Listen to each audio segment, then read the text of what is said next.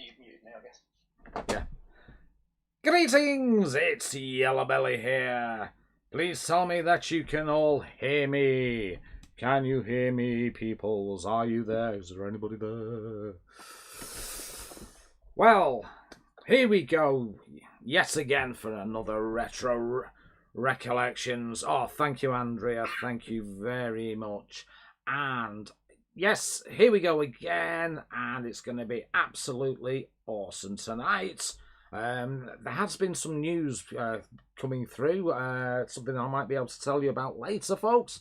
But yes, I'm going to have a quick scan through the chat and see who's in first. And we have the Craig Harrison, and he's expecting something special tonight. I've promised him something special, and something to do with a friend, a mutual friend. And yeah, we've got the one and only Pete Walker. What a legend he is. He really is. We have my guest saying hello. We've got the one and only, the backbone of this stream, the backbone of this community. And what I want everybody to do is send Andrea some love hearts, please. She's having a little bit of a rough time. I'm not going into details. That's up to her. But I want plenty of love given to Andrea tonight. So please, folks, send love to her and her family with some love hearts. Then we have 8-Bit Rach. Hello, 8-Bit Rach. Good to see you, Horn. Hopefully that backside of yours has been waxed ready for tonight. And who else have we got? We've got going through Johnny B, JB. Good to see you, JB. And we got Steve W. Steve W. Awesome, awesome. I haven't forgotten. Thank you for the love hearts coming out now, folks. Thank you for that. And yeah, we've got Steve W in, and I haven't forgotten, mate. I am going to mention it. I did promise. Who else have we got? A DVD Film Blog. Good to see you, buddy. And then we've got FC Den Haag, yeah, I mate. Brian Hooper, who was my guest last week. And don't forget, he has his own channel now. He is advertising his videos on my Discord as well. So please make sure that you pick those up. And if you got a spare 10 minutes or whatever, pop in and just say hello and give him some of that loving support that we do. And who else we got? We got the Avocet Panier, good to see you, matey. Yes, it's the crowd is in. The crowd is in. Yeah, lovely, lovely, lovely. Good to see. Hello, Beardo. Good to see you. And yeah, that's great. Right, so I think, well, without further ado, I think we should bring on the guest. We all know who it is. He's been here for a while, and oh yeah, anytime, buddy, Brian, anytime, Brian. And we have a bit of a legend, really. He's been in the community a while now, and I'm not going to give a big intro because we all know and love him. Please give it up to the one and only Technic. Hiya, Tech. You alright, buddy? Oh, yeah, good, thanks, mate. How are you? All good, all good. So, hopefully everybody can hear you. So let's just give it a 1, 2, 3, please. Testies, 1, 2, 3. Yes. Hopefully that's coming through. Now, has Yellow Sword risen to attention for us? Oh, it always does. Yeah, loud and clear. Thank you, Andy. Thank you, Andrea. Thank you, my love. Superb. Rightio. So, it's been a while since you've been on camera with me, sir. It has. Yeah, last summer, I think, wasn't it? Yeah. Very good times. Yeah, so, last summer where we weren't allowed to go out, which is pretty much the same as this winter where we're not allowed to go out. Yeah, I think me and you were jinxing it. Every time we arrange to meet up, we go into lockdown, so maybe we need to stop doing that. Yeah, definitely, mate.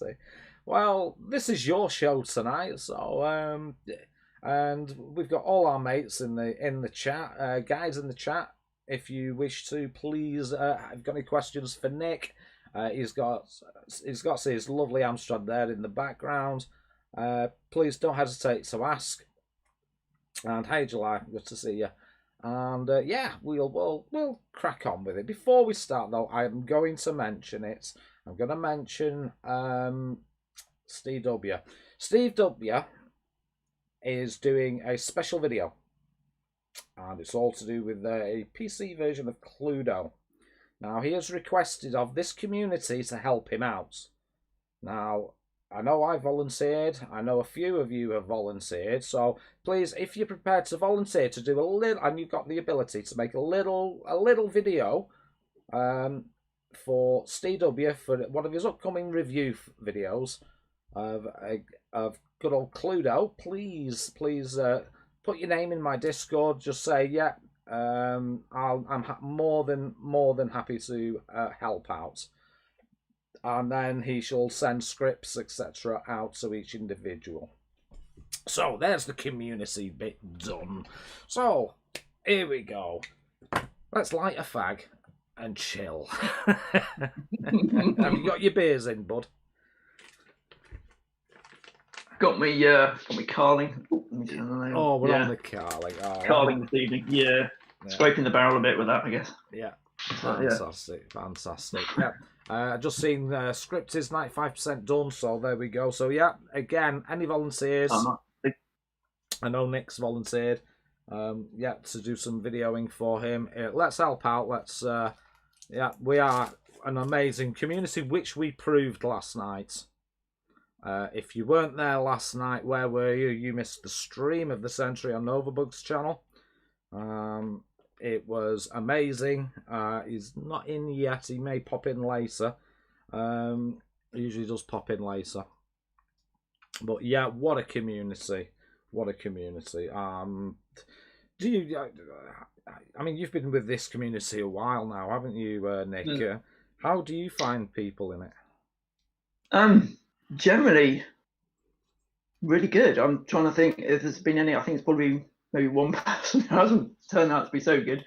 But generally, I seem to get on with everybody, which is good. I don't think I've pissed anyone off yet, so that's always good. And yeah, I think this is definitely one friendly community. I know in other communities, I think it's the BBC Micro community, I think they're always having issues there. I heard from somebody, friend of a friend. So I think definitely the Amstrad community is one of the friendliest ones out there to be involved with. So yeah, I mean, I started, watching, Novabug's videos, and just from there, just the community you had, everybody just, in the chat, and there's so many regulars there turning up, and it's not too many and it's not too few, it's a good amount of people. And yeah, I'm then obviously found Al's community as well, Zypho's community on Friday night, which is not always so easy for me to go before lockdowns anyway. It wasn't so easy for me to get to. It's easier now. So used to go out on a Friday night. But yeah, so yeah, between yourself, Yellowbelly, and Novabug and Al, it's a fantastic community to be a part of for sure. So yeah, honoured to be here. No, 100% agree, mate. This community is awesome. I absolutely love it. I mean, I said to you before, I said, Nick said he was a tad nervous. I said, look, mate, think of it, you're sat in the pub with your mates, because that's what we all are. We're all mates. You can't make a mistake because we all love each other. It's an amazing community. It really is. So yeah, 100%. And again, last night just blew me away, and to actually see Novabug in tears at one stage was phenomenal amount, wasn't it? It was fantastic. I mean, like 2.5 times the amount we were originally aiming for. I mean, it was fantastic. So yeah, absolutely. It was fucking amazing. I don't mind swearing. And anybody in the chats, if you wish to swear, please do so. It is compulsory on my channel. So, how much did you pay for your copy of Bridget, mate? Same as you, mate. I paid £61.28p, so to match the army that I've got. I thought, and it's also obviously going for a good cause as well, so I'd never pay that normally for such a shitty game. But it was definitely going for a good cause for Macmillan. Exactly. I mean, oh, here he is. Here's the man himself. Yeah, here's the man himself. Good old Nova. Good to see you, sir. Salute you. Novabug's here. Hang on a minute. I have to get out my Tate and Lyle. There we go. Yeah, there we go. We've got a bag of Tate and Lyle on the old Amstrad. We've got the flag. Yeah, bring back the Tate and Lyle. That's what we want. Get rid of that silly Atari hat thingy you've got and bring back the Tate and Lyle. That's what we want. Definitely, yeah. Back to old school. Yeah. Superb. Yes, here's the man himself, King Nova. It's good to see you. Now then, yeah, it's been an amazing community, and all sorts have been. Oh, hang on. Oh, just hold on, mate. I'm getting a news flash in. Yeah. Ooh. Yeah, I'm definitely getting a news flash in. What? Yeah, I think everybody needs to hear this and see this. What I'll do, guys, is I'll play this news flash that's just coming in. It's pretty important. So, yeah, here we go. Yeah, there's a news flash.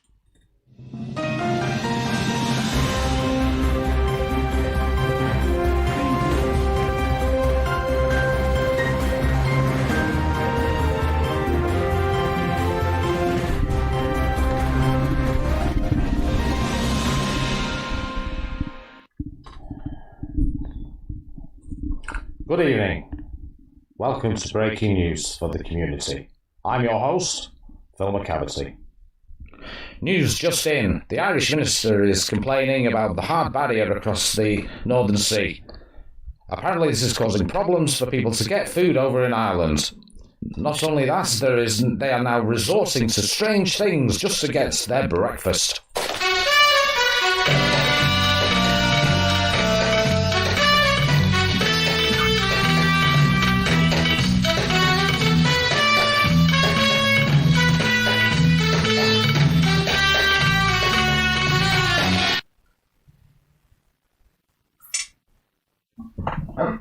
Also, over in Ireland, the health minister is also worried about people with their sleep patterns, and apparently this COVID lockdown is causing people to sleep in very strange manners.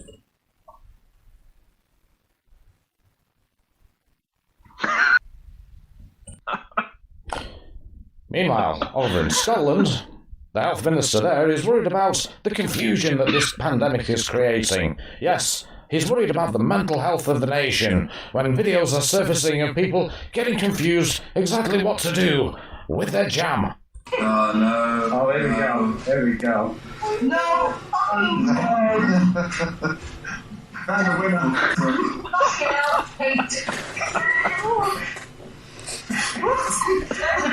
Sam with binoculars. What the fuck? Hang on, let me boost this picture up here. Sam's got his binoculars out. What is that, Michael? Oh, damn. Ladybug's Discord server. Something disappeared. You're ruining my t-shirt. I'm telling you, Dave, she had the biggest pair of... Right. And finally, here in the UK where sanity still reigns, yes, in England, South England to be exact, where a young gentleman is celebrating, yes, he raised over £1,000 for Macmillan Cancer Support. We tried to get hold of him to see just how he felt about this.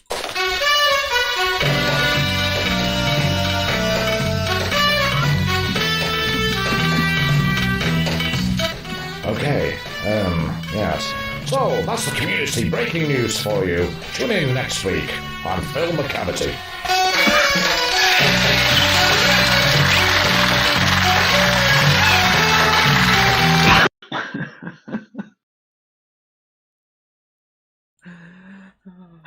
Brilliant. Yeah, I'm just waiting. I'm just waiting on I'm just waiting on the chat catching up because of the the delay. But hopefully, once the video's finished, people just let me know. Pete Walker's still there. That's the most novel ways to clean a camera lens. It was an epic afternight party. It was. Yeah.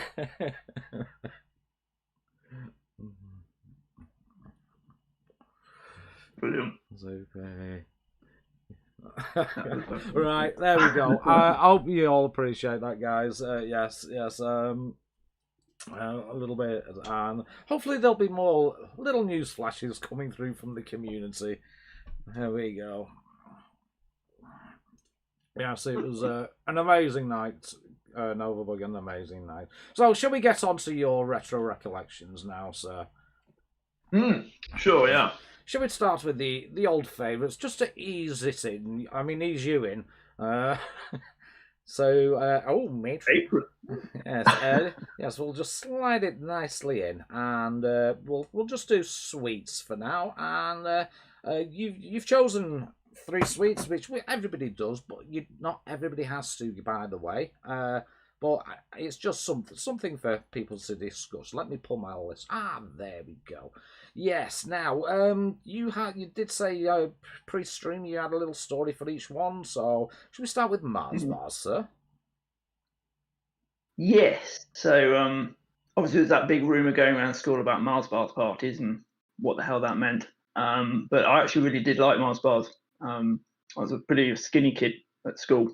Bit of a fat bastard now, so that's all changed. But yeah, I was kind of the small skinny kid at school, so kept fed up being teased by it. So all in good jest.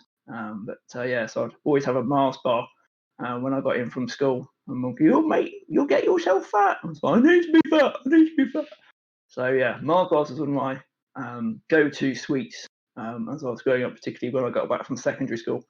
Because that was a long day, so I used to have to get the bus in.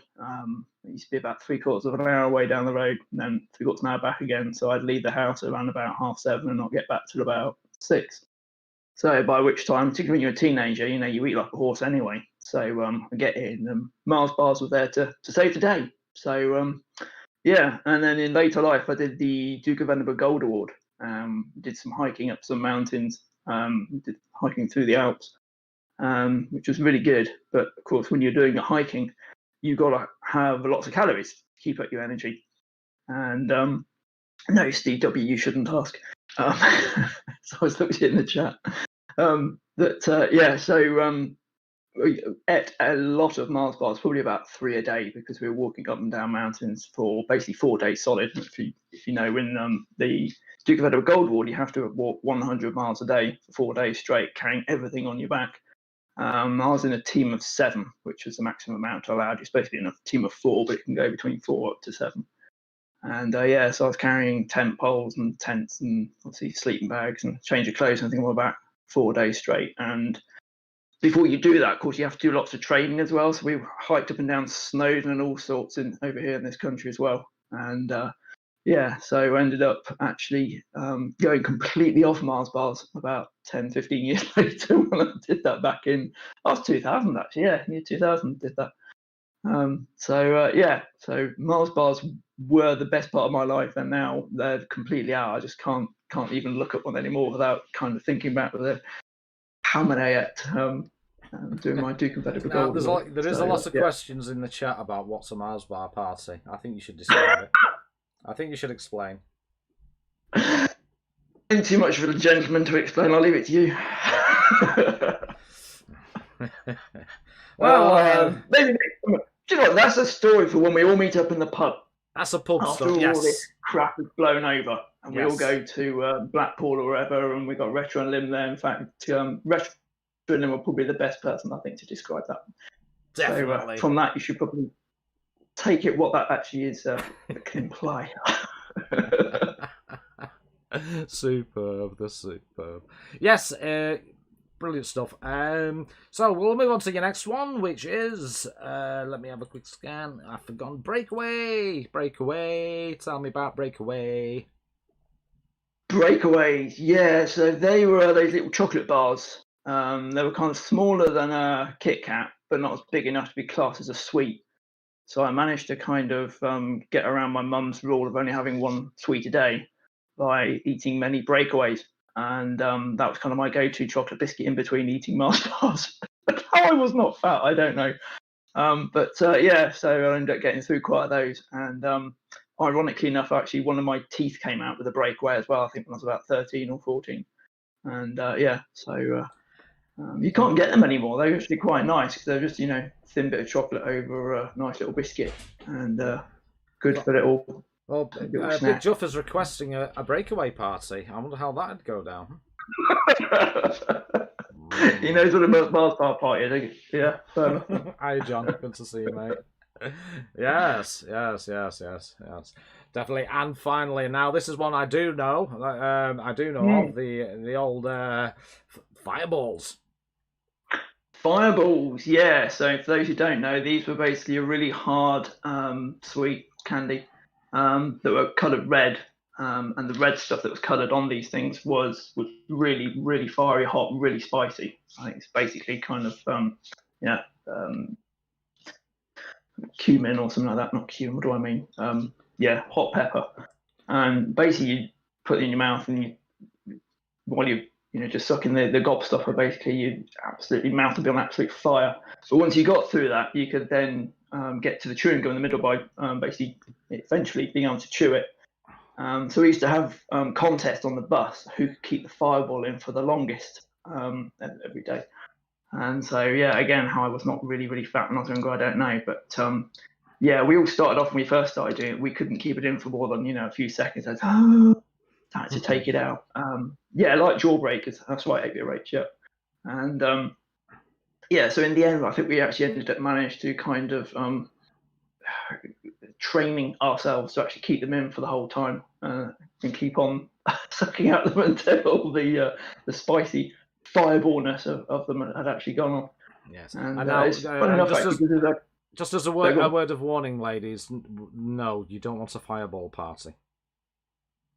No, you really don't. No. That would not be very good. No. So there's also now a drink called the Fireball as well, which I've had before, and that definitely blows your mouth out as well. So so those are my three kind of most memorable sweet candy growing up. So yeah. Well, there we go. Nice, gentle start to the evening. Just little descriptions. People are starting to. I love it when people start noticing all the little pictures that Andrea puts together on the background, and people go, "Oh look, there's that," and "Oh look, there's that," and great stuff. Yeah, superb. Right. Okay, so we'll move on to toys. Good old toys, and toys were pretty much our life back in the day, and now you've got a story, I believe, about roller skating. You were a roller skate, not a roller blade, roller skates. Am I right? That's right. Yeah. So I got invited to a friend's party, friend Ben, I think it was, for roller skating party, and it was like not like a Mars bar party, I hope. No, not at all. Thankfully, you actually put on roller skates and go to a roller disco. And so I had basically a week to learn how to roller skate. So luckily my mum had some of those really, really old roller skates that kind of go over your shoes. So I spent a week falling on my arse trying to roller skate around the house on the bit of slabs that we had were actually straight. I actually taught myself how to roller skate. So when my friend Ben's party came up, I could actually roller skate and kind of keep up with them all and not be falling over too often. And then from there, I just carried on roller skating. I really liked it. And I ended up getting my own set of roller boots as well, so I could actually wear my own down to the roller skating rink. And couldn't quite skate backwards, which if you see the experts and they're going back, they're literally kind of like going, skating backwards, the legs 90 miles an hour, yeah, showing off. And I couldn't quite do that. I could do it a little bit when I got really good, but not for long without falling over. But it was really good fun. You basically go down there to the Granby Halls in Leicester. I don't know if anybody from here is at all from Leicester. I think Maud was from Hinckley, but maybe Maud's not on here tonight. So go down there every Saturday afternoon, convince my mum or my friend's mum to take us in. We go down there and just kind of skate around for about half an hour, getting better and things like that. And it was quite a friendly place as well. We used to go down there also, so I was in the Scouts. Every now and again, the Scouts would take us down there too. And it was really good fun. It's a good way to keep fit as well, I guess. Skate off all those Mars bars, breakaways and fireballs that I've been munching throughout the whole week. Well, yeah, I mean, if you're having Mars bar parties, you don't have to worry about putting weight on, I suppose, I'm sorry, I'm fixated on the Mars bars parties now. Did you ever try ice skating? Did you ever try ice skating? Yes. So I tried rollerblading when I was at university, and I tried numerous times with ice skating as well. But it was slightly different because with roller skating, I kind of felt you could kind of be in control a bit more. You could kind of put a heel down or you could put a toe down. with ice skates, you kind of to stop, you kind of have to go sideways, to really properly stop. It was slightly different, and also you'd have really tight, really stiff things around your ankles as well to stop your ankle going over and breaking it, which is fair enough. But for some reason, I just found that a little bit more difficult to do, and I think maybe I just should have practiced more. But there's no ice skating ring near me, unless I think the nearest one was Nottingham. I never actually really got into ice skating that much. But it's pretty good because of my roller skating. It meant I could actually go on through ice skating and not fall over too many times. And I've done that since with the kids who I've got now as well. In fact, this time last year we did a ice skating party for my son, and obviously can't do that this year again. But he really enjoyed it. He went down there with the Cubs pretty much this time last year. So we arranged it for his birthday, which is next month, last year, March. And so I went along and helped out as best I can. But they're cheating now, because back in my day, you didn't have these things, these big like plastic animals where you can kind of just hang on and just kind of skate along behind them to kind of get going. We had to fall on your ass all the time, so I kind of felt it a bit cheating and that.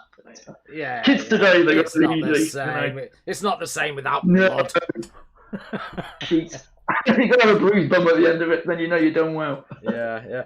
I actually found ice skating easier than really? roller skates for some reason. I was a Manchester lad, and I used to go every Sunday. I think, was it Sunday? I'm not sure, but we used to go to Altrincham Ice Rink.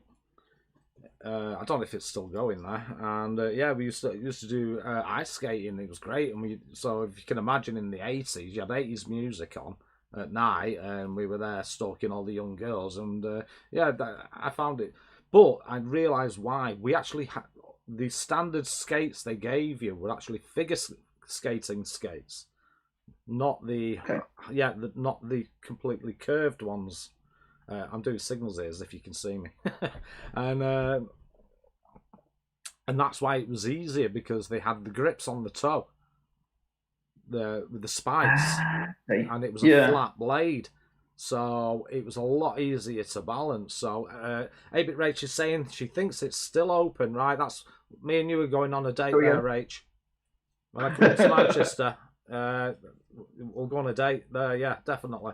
That'd be awesome, that. I've not been there for donkeys. When all this bullshit's over.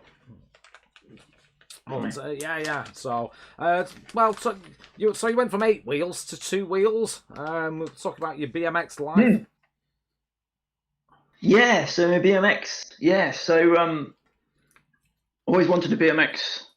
So I never actually had a bike that was mine. It was always either passed down from my sister when I was really young, and then ended up getting second-hand bikes just because they were cheaper, because we weren't the richest family in the world. But I think something changed my dad's job, and he got slightly paid better. That particular Christmas, I got a black and gold BMX bike. I think Andrew's pretty much bang on with what it looked like.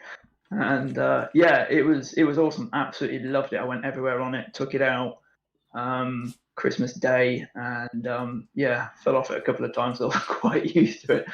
But I had it for a long time. Perhaps I probably should have upgraded to it maybe a year or two than when I did, because I upgraded it eventually to a mountain bike. So I did like sponsored bike rides on it. I went all the way around Rutland Water, which is not that far. That's again up in Leicestershire, or Rutland, I should say. Sorry. They're not Leicestershire anymore. They're Rutland. And it's basically a massive reservoir, and it's like 27 miles all the way around, including the peninsula bit. You cut it off, I think it's only 15.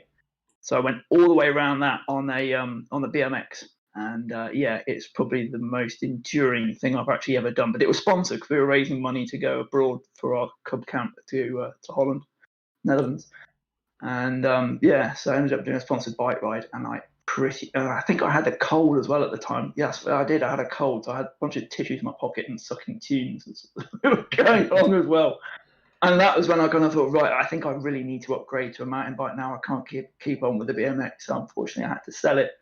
And it was a real shame, because I'd actually pimped it out a bit as well. I actually had a speedometer on it as well, so I knew how fast I was going, how far I would be, and everything like that. So I'd celebrate when I crank over the 100, and celebrate again when I crank over the 1,000, and all that kind of stuff. So BMX was definitely a big part of my life.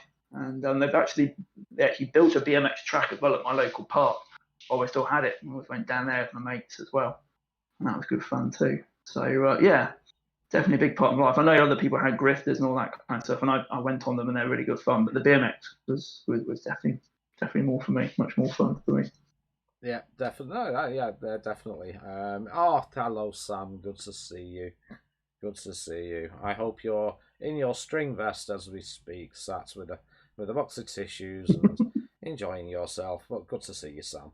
And yeah, it's your bike was your transport of the day, wasn't it? It's Definitely, yeah. I mean, used to cycle miles back then as well. I mean, I grew up in rural Leicestershire, so I mean, literally, I'd like cycle to see friends in the next village after I was about 15 and onwards, and that was like a good 20-minute, half an hour bike ride away, if not more. So I probably need to look at it on Google Maps. Actually, I'm not sure how far I was. Probably about 5 miles away or something, but it was quite hilly as well. I remember that.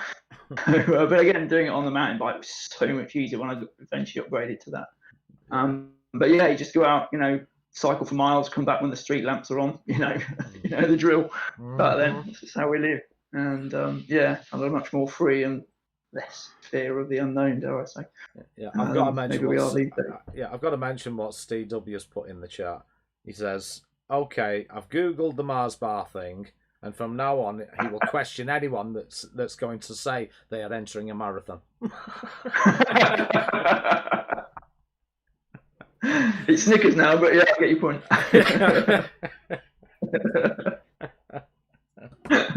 Happy days. Iron Man Shovel. On that, DW. Yeah, Iron Man Shovel. Good to see you, mate. Good to see you. Hey, so, you've missed some of the entertainment already, mate. We've been get your Snickers down, indeed, Rachel. Get your Snickers off. Come on. Oh dear.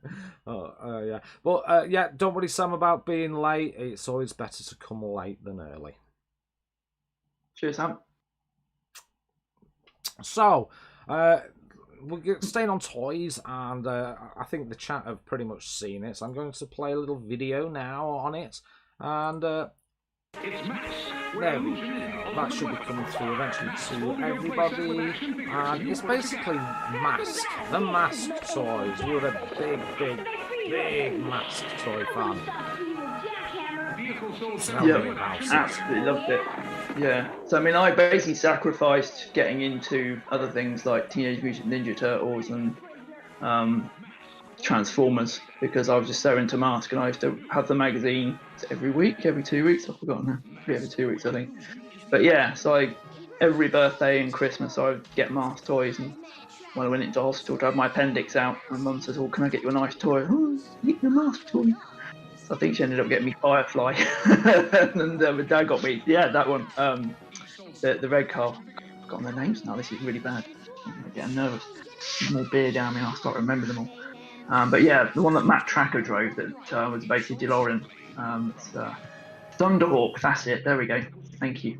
But yeah, those adverts were absolutely fantastic. Remember them every Christmas.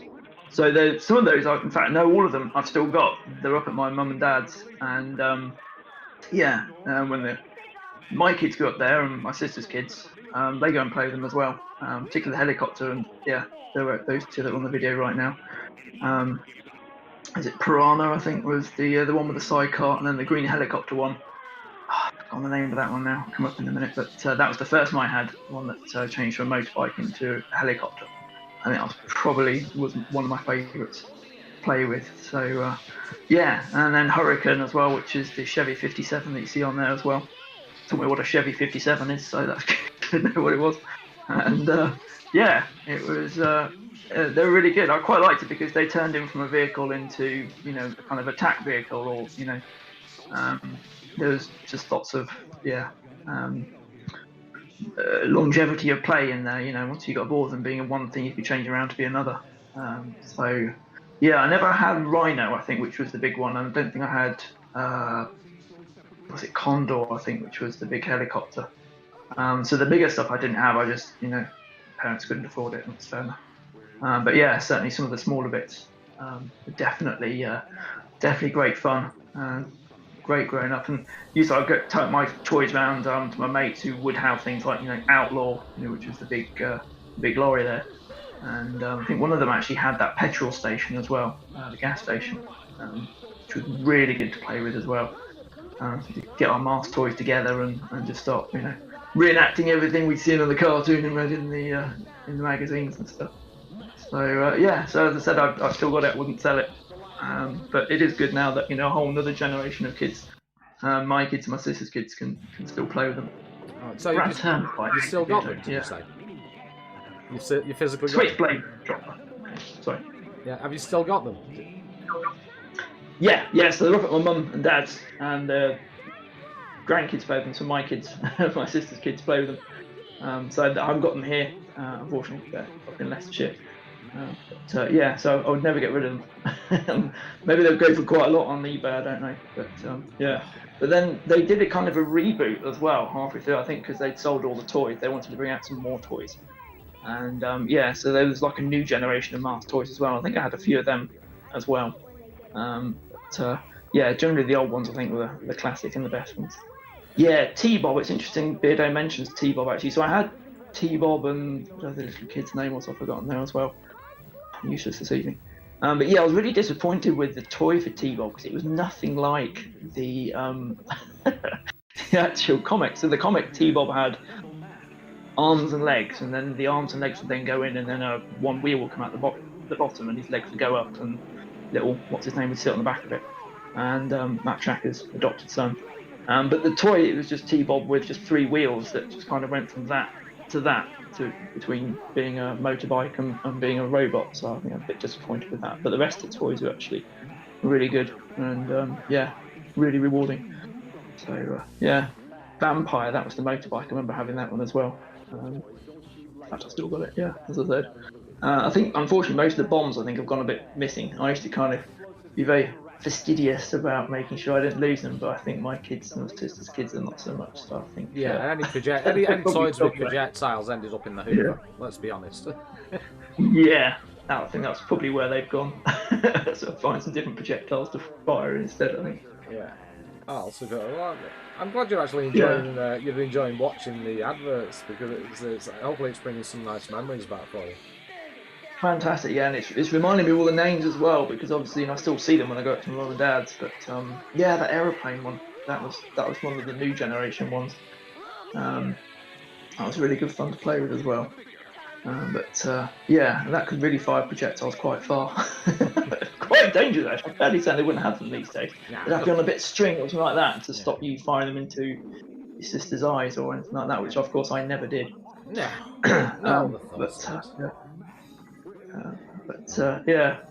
Brian's saying there, you bet they go for a pretty penny on eBay now. Bloody hell. I bet they do, yeah. Yeah, definitely. They're, it's great to see you having some good memories there. Okay, so that's your toy section done. That was nice. That was it's really I really enjoy seeing people start to watch it on the screen and start getting into it and going, oh god, yeah, I remember this and that, and it's brilliant. And that's the whole idea of this stream, is to bring back happier memories, because let's be honest, we can't really make any good ones at the moment, can we?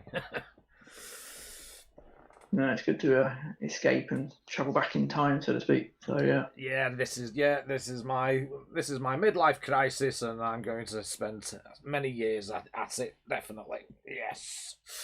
Happy days. So there we go. That's your toy selection. Now we're going to stay on toys, and I'm going to change screen as well. There we go. Hopefully all that comes through. Yes. People can still see the chat.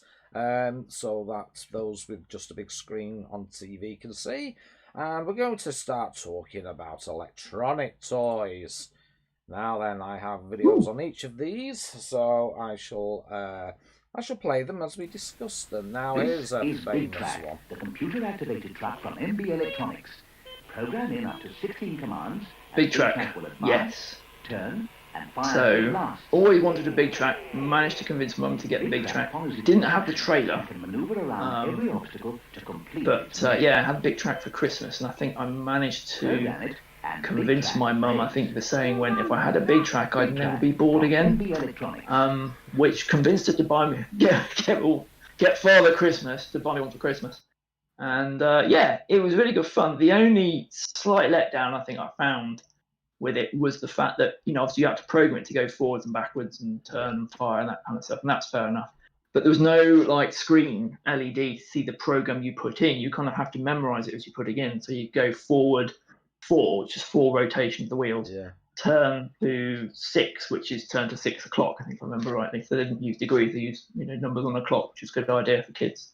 And then you could do fire, and then you could do pause for a certain amount of seconds, fire for a certain amount of times, and then go back again. So I had great fun kind of figuring out how long the latch was in our living room was, excuse me, in wheel rotations and things like that. So that was pretty good. The other trouble was the fact that it went only on wheel rotations. It didn't have any kind of gyroscope in it or compass. Well, the advert said that it can avoid things. When it's fully done. Could it? If it came up against, if it came up to an object, could it so it can navigate it? Or did No, just run into it. So that was just it was just bullshit on the advertising. Yeah, exactly. So I mean, it take you a little while to figure out how many times the wheels need to turn to go around the room and stuff like that. And if you're on a carpet as well, the wheels didn't always necessarily turn perfectly. And that's the thing, the big track never knew which way it was facing. It just knew how many turns of the wheels it had done and, how many turns the wheels on one side had done to make it turn in the opposite direction. But, it was pretty good. It would go forwards and backwards and do turns and fire its gun and pause. And if you got the trailer, you could carry stuff, or you could kind of make a box like I did and put that on the back and put that to carry stuff. To take sweets to your sister sitting on the living room and on the couch and things like that. So, I used to use it outside as well in the summer, measuring how long the path was in wheel rotations and my grandma's as well. So I guess that's probably the first bit of programming I did, actually, come to think of it. The first programming I ever did was a big track. Yeah, well, it's pretty similar to Logo, isn't it? Is it Logo that they used on the BBC Micro? They had the little turtle robot thing. Little turtle robot, yeah. They had that on the Amstrad as well, yeah. The turtle program, yeah. Yeah. So, funny enough, I wrote one of those in my final year project at university, a turtle program in Java. So, superb. That's superb.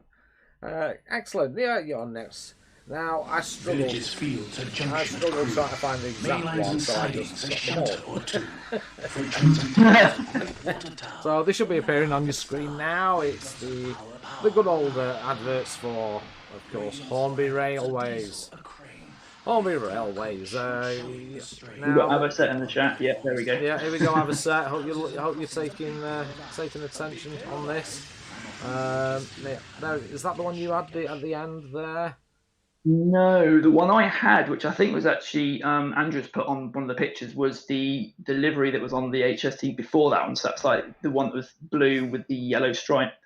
So that was the first one I had. I've got one of those now. But yeah, my first train set was literally one coach and one powered car, one dummy car. Yeah, I always forget to do this. And shut these off. Little oval track. Sorry about that. I always forget to shut them off. Sorry. That's all right. Yeah, there we go. So it was Hornby Railway. Screen to have a look. I'm trying to find the Hornby. Where is it now on the shelf? So I think it was next to the big track on the top shelf. Oh yeah, there it is. Yeah. Ready control car, grasshopper. Yeah. I can see that. Yeah. There you go. Yeah, so that was the one. Yeah. No, I was just saying I was searching for it, and that video I just played, which I'll play again. I think right at the end of it, you've got a little bit of footage of it. It looks like blue livery with a yellow stripe, which is what I was looking for. I really was. So I'll run it again just to see. Bear in mind there's a delay. So you've got all the old school ones. I mean, the rest of the adverts were bloody. I mean, for the HST, I was very tempted to pull up a video from with Jimmy Savile on it. then I thought Now better. then. Yeah, I thought better. There we go. Was that it at the end? Yeah, that's the right type. That is the what they call the Class 47 HST. Right. I'm a bit of a nerd Shows when it what I comes to know. that. But it was, but yeah, basically it's the livery that came just after that. I think that livery was like 1980 or something like that. The one I had was from like mid 70s. So yeah, I think I just got that railway for Christmas, and then literally like in the new year they announced that British Rail were changing all the livery to this, grey and stuff. My mum was livid. She's like, I just spent that money for your change. I was like, I don't matter, Mum, it's fine. I'll still play with it. And so yeah, Intercity HST, and then from there I got a small little black pannier steam train as well, and also got a it's like a longer LNER red one that actually you could put little oil in the funnel, and when you run it, it would actually give off smoke. All right. And when I say smoke, I mean kind of like a little waft of steam, unfortunately. Yeah, little So farts. the only way to get it to really smoke was to run it at pretty much full speed, so not at all, true to life. You run it really, really quick, which would then give it enough power, enough volts or amps going through it to heat up the heater, to heat the oil to make it smoke. So Class 43, sorry, Aberset, thank you. And I trust you to pick me out on that one. It was that was my smoker. I think I got that the following year, I think, from my grandma. And so I was really big into Hornby trains for a long time. A friend of mine had he had the viaduct and things like that, and I'd go around his house and bring some of my trains with me, and we'd kind of play together. He had the Flying Scotsman as well, which everybody knows. So about 7 years ago, I think I went and started to clear up my mum's attic because she wanted to get rid of everything. And found all my Hornby Railway stuff and dusted it all off and got up and running again. And I've kind of been an avid model railer ever since. I've now bought more Class 43s. Thank you, Aberset. So more Intercity HSTs, including the one we just saw with the grey livery. I've also got the one with the Virgin Trains livery as well. That one I had to swap the motor out. Actually, it didn't work very well. It's quite ironic. So obviously Virgin Trains are always late. This one had a dodgy motor, so I swapped that out and kind of turned into a bit of a tinkerer of toys and everything.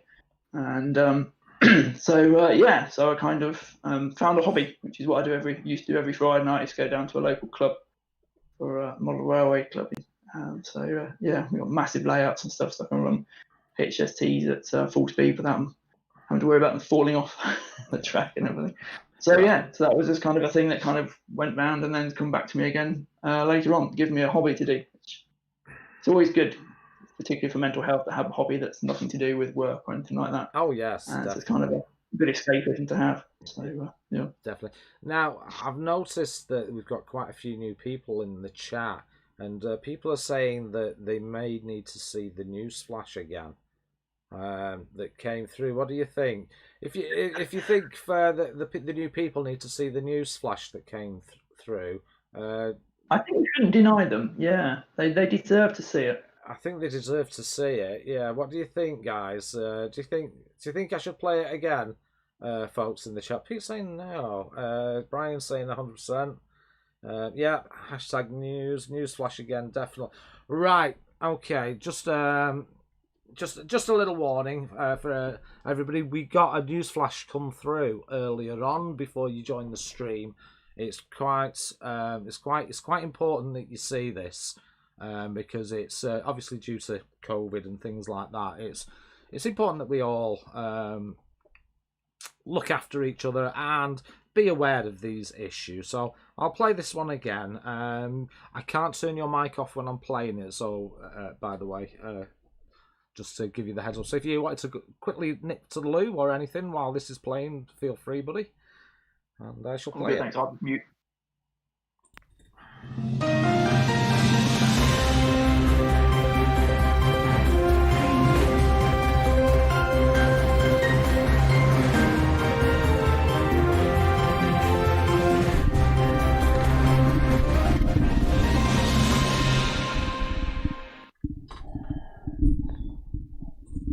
Good evening. Welcome to Breaking News for the Community. I'm your host, Phil McCavity. News just in. The Irish minister is complaining about the hard barrier across the Northern Sea. Apparently this is causing problems for people to get food over in Ireland. Not only that, they are now resorting to strange things just to get their breakfast.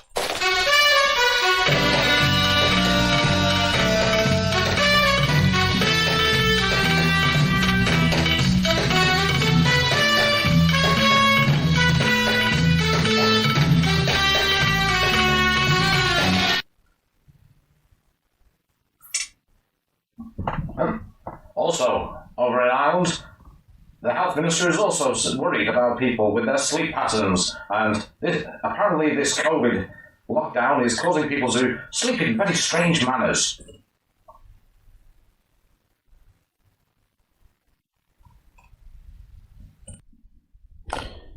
Meanwhile, over in Scotland, the health minister there is worried about the confusion that this pandemic is creating. Yes, he's worried about the mental health of the nation when videos are surfacing of people getting confused exactly what to do with their jam.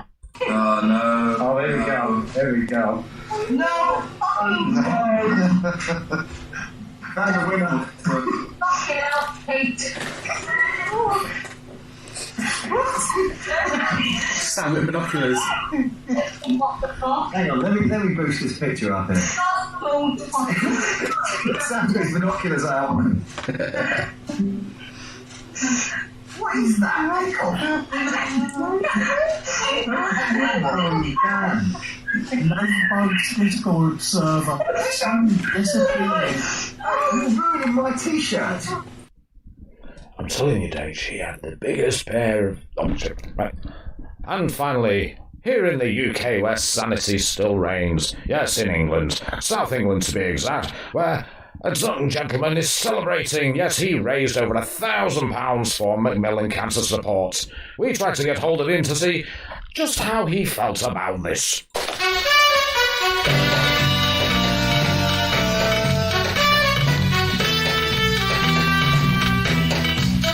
Okay, yes. So, that's the community breaking news for you. Tune in next week on Film Cavity.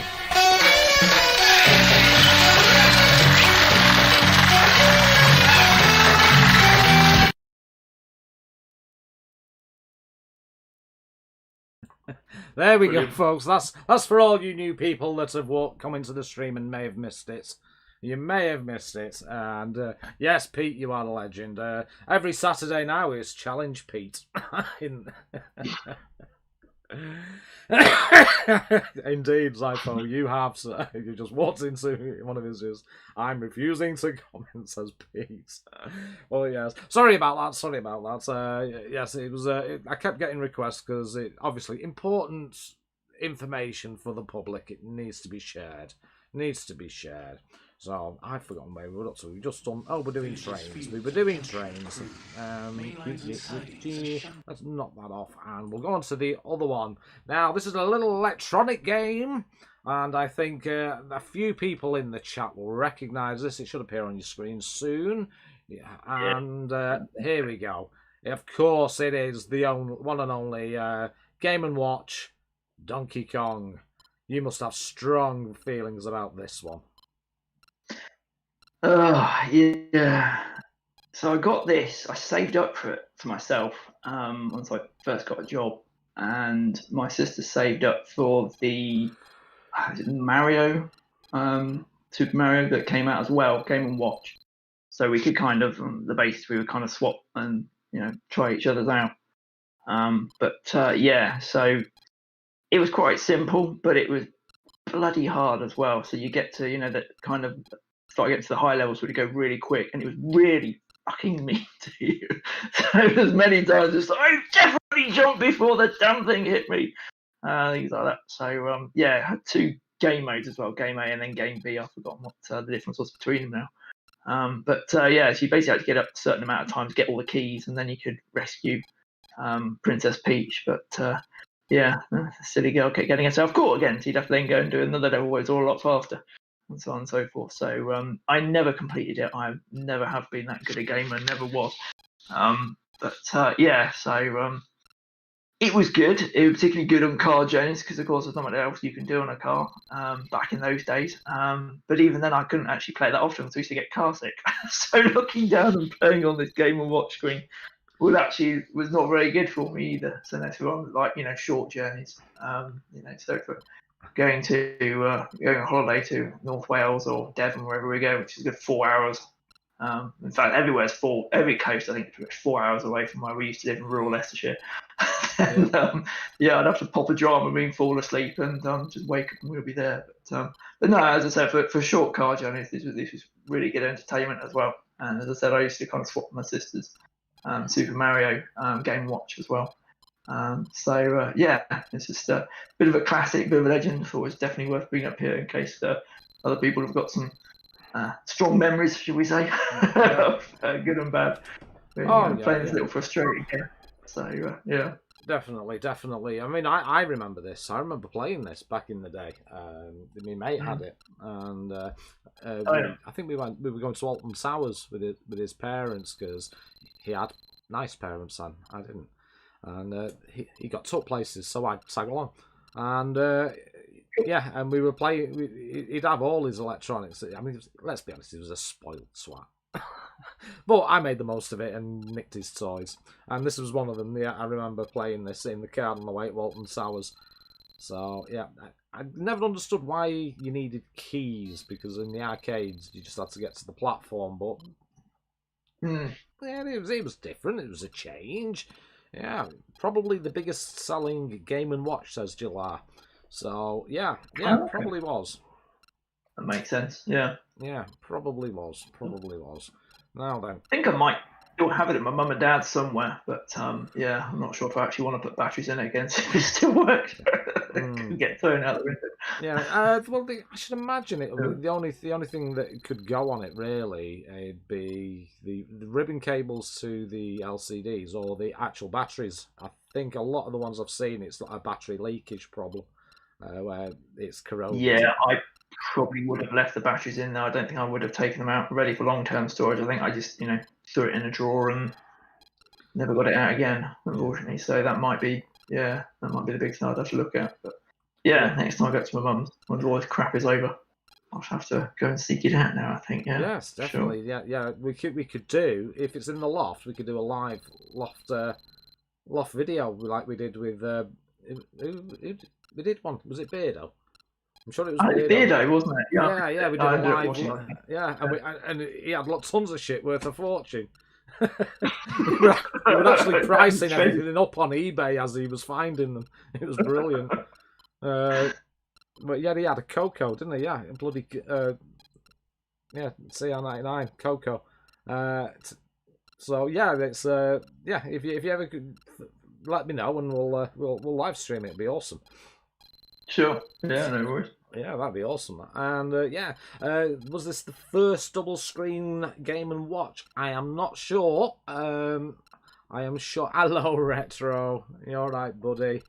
Hello. I think it was definitely one of the first. It's the earlier ones. I think this and the Super Mario both came out at the same time. So I remember them being both next to each other in the case catalogue and Argos and everything else. So we used to kind of look for Christmas presents. So I think it's definitely one of the first. So. Yeah, definitely. We've got Gadget UK in the chat, who's an absolute legend. He did a job for me, and I'm not going to speak too much about it because he's not posted the video yet. But he did do an excellent job on something for me, and that's which is being. I'm waiting on one piece of hardware. Oh yeah, mate. You are a star, absolute star. So if anybody would know actually about Game and Watches and repairing them, I should imagine it would be Gadget UK. So if you do find it, I'm sure he may be able to help you out with that, because he is a legend. Excellent. I appreciate that. And so I'll let you know in the Discord chat and everything when I next go up, and if I find it. It might not be in the loft, probably in the spare bedroom, which used to be my bedroom. There's a whole bunch of drawers there with old stuff in it that I've not taken down yet. So it's there for the grandkids to play with. Yeah. Well, like I said, you're saying there in the chat now the crystal dies on them a lot. So usually from drops on the floor. Yeah. drops. Yeah. Yeah. Superb. Right, that's the. Let's close that down. So there we go with your electronic toys. And what I would... Oh, I'm pressing the wrong buttons here. What I would like to do is... may I suggest, by the way, Gadget UK and anybody else that has just come in late, right at the beginning of the stream there was a news... a news report. Please catch up with it when you get the opportunity. It's right near the beginning. I don't think I'll get away with playing it a third time. I think we'd have to, get hold of maybe social services or somebody to go and help Pete. But yeah, definitely check it out if you get the opportunity or on the replay. So that's your electronic toys. Now I did try and find this bloody remote control car of yours. I struggled like hell. I'll be dead honest, and I'm looking at all my stuff now, and it's disappeared. Andrew put it on the top shelf behind. Yeah, it is on the top shelf. Yeah, it is up there. I'm just trying to find where I put the video. I found. Oh, you got a video? I did find a video, and now it has disappeared. That's what I'm searching for. Yeah, it's definitely disappeared. So I'll let you talk about it, this remote control car. Okay, yes. So, remote control car. So, it was at the Cubs, and they had a remote control car club come and visit us and show us basically running them around the scout hut.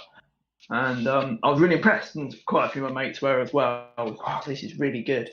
And then we spoke to the man about how much they were, and they're quite expensive, and you have to build them yourself. So it's kind of more that okay, so that's definitely a Christmas present. Then I'll be able to look forward to that myself. So a few of our friends kind of had a discussion about which one to buy, and that kind of stuff. And we'd seen one called the Grasshopper, which was basically a dune buggy, as most of them were back then. So I got that for Christmas, and spent pretty much the next 2 or 3 weeks building it. It was kind of a family thing. We'd leave it out on the table, big dining room table, and each of us would kind of take turns to kind of, we're a bit bored, so we're going to start building a bit more. But, at a price that is immediately affordable and with the ability to be tuned up to amazing performance at any time. The Grasshopper fits every requirement for the ideal buggy.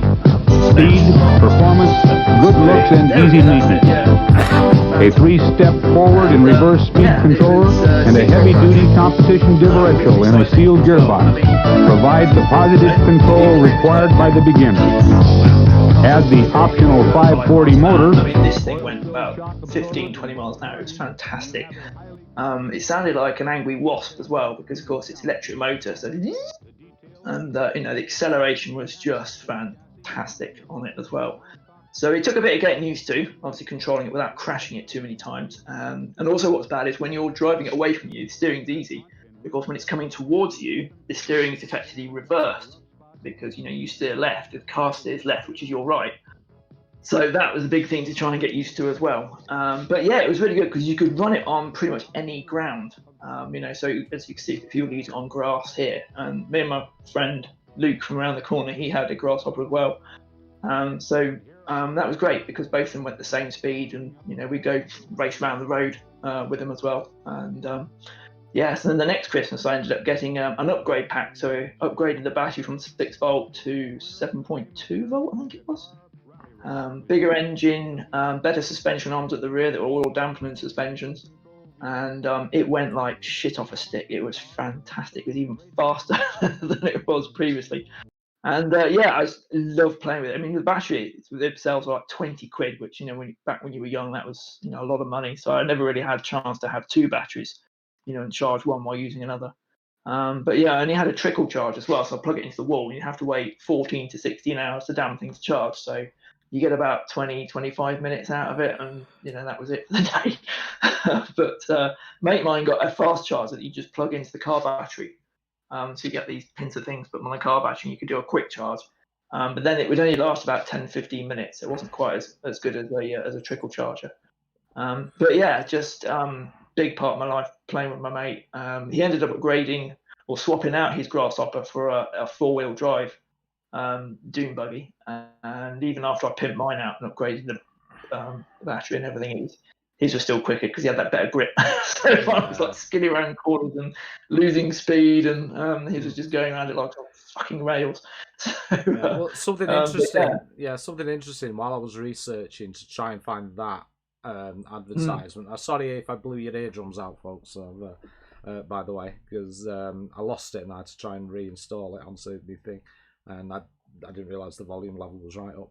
But the what they're doing now, they're putting brushless motors in them.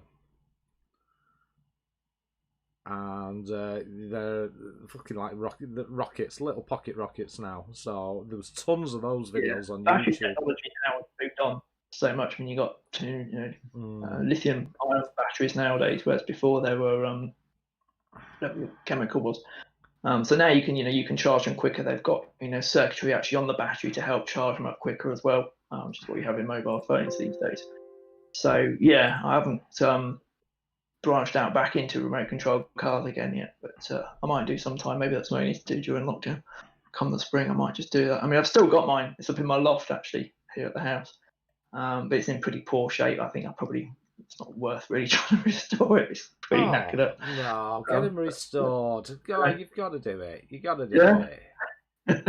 Oh no, restorations are brilliant. I'll get out and give it a go. Yeah, I'll have a look. Quite a lot of the parts are worn out, so I might end up having to maybe buy another one off of eBay and kind of like scour it for parts or something. But no, it was such good fun. I used to take it on holiday to Devon. I used to go on holiday there when I was older, and it was a farm right in the middle of nowhere, so it was brilliant. So I could basically race it all the way around the farm tracks, and it's really good because I mean the signal on it as well was you could literally pretty much take it pretty much out of sight and it'd still respond to you as well. And you could do jumps and things like that, and handbrake turns and do the thing where you kind of reverse and then spin the car around it, just carry on going. That took a bit of practice as well, but those skills come in handy when you start playing Grand Theft Auto in later life. So that was pretty good. Yeah, there you go. Steve W said in the chat, he says it's always worth a resto and maybe a mod while you're at it. I totally agree. Fair enough. I shall dig it out and put some pictures onto the Discord then if start to do that. Superb. Yes, I wasn't too interested in cars. I was more of a trains girl. Oh, were you, Kate? Okay. Oh, happy days. Yeah, awesome. Yeah, absolutely. That's what it's about, this community, is everybody doing a little bit for each other. Absolutely awesome. Yeah. Right, so there we go. That's your toy selection. Should we move on to gaming, maybe? Do you think that would be suitable to move over to? Now then. Yeah, why not? Why the hell not? Now, what I need to do is I'm going to sort out some emulators. So if you can just have a little chit-chat with the chat while I sort these out, that would be awesome. Okay. Computer or RC car for me, choose the first. Okay, yeah, that's fair enough. Space car or trains girl. Correct choice. Abaset saying that trains is the correct choice. Well, you can have both. I have both. You can't just don't be tribal about it. Go both ways. Yeah. A friend of mine also had Monster Beetle as well. If you remember that, that's basically just like a big Beetle, VW Beetle with massive wheels on it. My friend Eric had that, but it wasn't really very stable. So it was great going a straight line, but again, of course, it's 2-volt battery and massive engine, so it went really fast. And then when you tried to steer it, it would just roll. It wouldn't really skid at all. So it was really good on plowed fields and stuff, because it could really go. But it just got, and the same I think was the lunchbox as well, which was the big yellow van. I think my cousin had that. Again, that wasn't very stable, so I think I chose correctly in getting a dune buggy, that's for sure. Oh, there we go. So we're moving over on to no, people. Retro Gadget UK is saying that's what his brother had, the old Beetle, and July saying I think the Monster Beetle was made to roll, so to speak. Yeah. Yeah, figures. Yeah. So moving on to computers, and we know that there's a beautiful one there just behind you with Elite running. I believe you said you put on it. Yes, a superb game. But you chose this one. Yeah. You chose Squeak. Hopefully it's showing up on the old screen for you. So what made you choose this one, sir? Sure. So this is a really addictive game. I think 8-Bit Rach played this and done a really good review of it as well. So 8-Bit Rach is on here.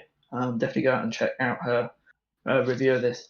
It's really good because there's lots of longevity with the player of this. So similar to Elite, which I didn't choose. I chose Squeak this time.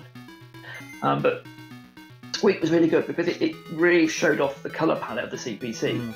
You know, with C64 obviously with all the brown stuff, but with the CPC Mode 0 graphics, it's really colourful, and this really showed it off. It's quite an easy game as well to kind of get started on, and then you've got different squares that do different things. So as you can see, those arrow ones will push you in a certain direction, and then you've got other ones that keep you going in a certain direction and won't let you stop, which are kind of, I think they're ice squares. And so basically the aim of the game is to colour all the squares pink, effectively. There's some silly backstory about Squeak saving the Squeak planet or Squeak world or something like that. And it gets progressively harder. I mean, you have these baddies who turn all your pink squares back into blue again. Sods. So remember to shoot those ones first. And then you've got other ones that when you tread on them, they disappear. In fact, there's a whole level. I think it's like level 13 or something like that. I've forgotten now. I'm looking for some, but effectively, it's there's a whole level you really have to keep going because all the squares start to disappear. And the only way you can complete the level is by, of course, making all the squares disappear. It's really good because you can also choose your level as well. So you don't always have to start from level 1 again. And that was always the kind of thing I found annoying with a lot of games, is that you have to start all the way back over at the beginning again. And if there was ever a reason why I stopped playing the game, it's because I kept losing patience with that particular game mechanics. So that's why I like things like Elite. I like this game because you could choose levels. You could put it at random as well. It was really good because although you can play 2-player, you could kind of play I used to play against my sister, and we'd see who could get the highest score and that kind of stuff before we lost all our lives and that kind of thing. And it was just a cutesy little fun game that I ended up playing quite a lot while I was growing up. Me and my sister, sure. So it's certainly an interesting game. It's like you said, it's quite easy to get into. You pretty much know straight off what to do.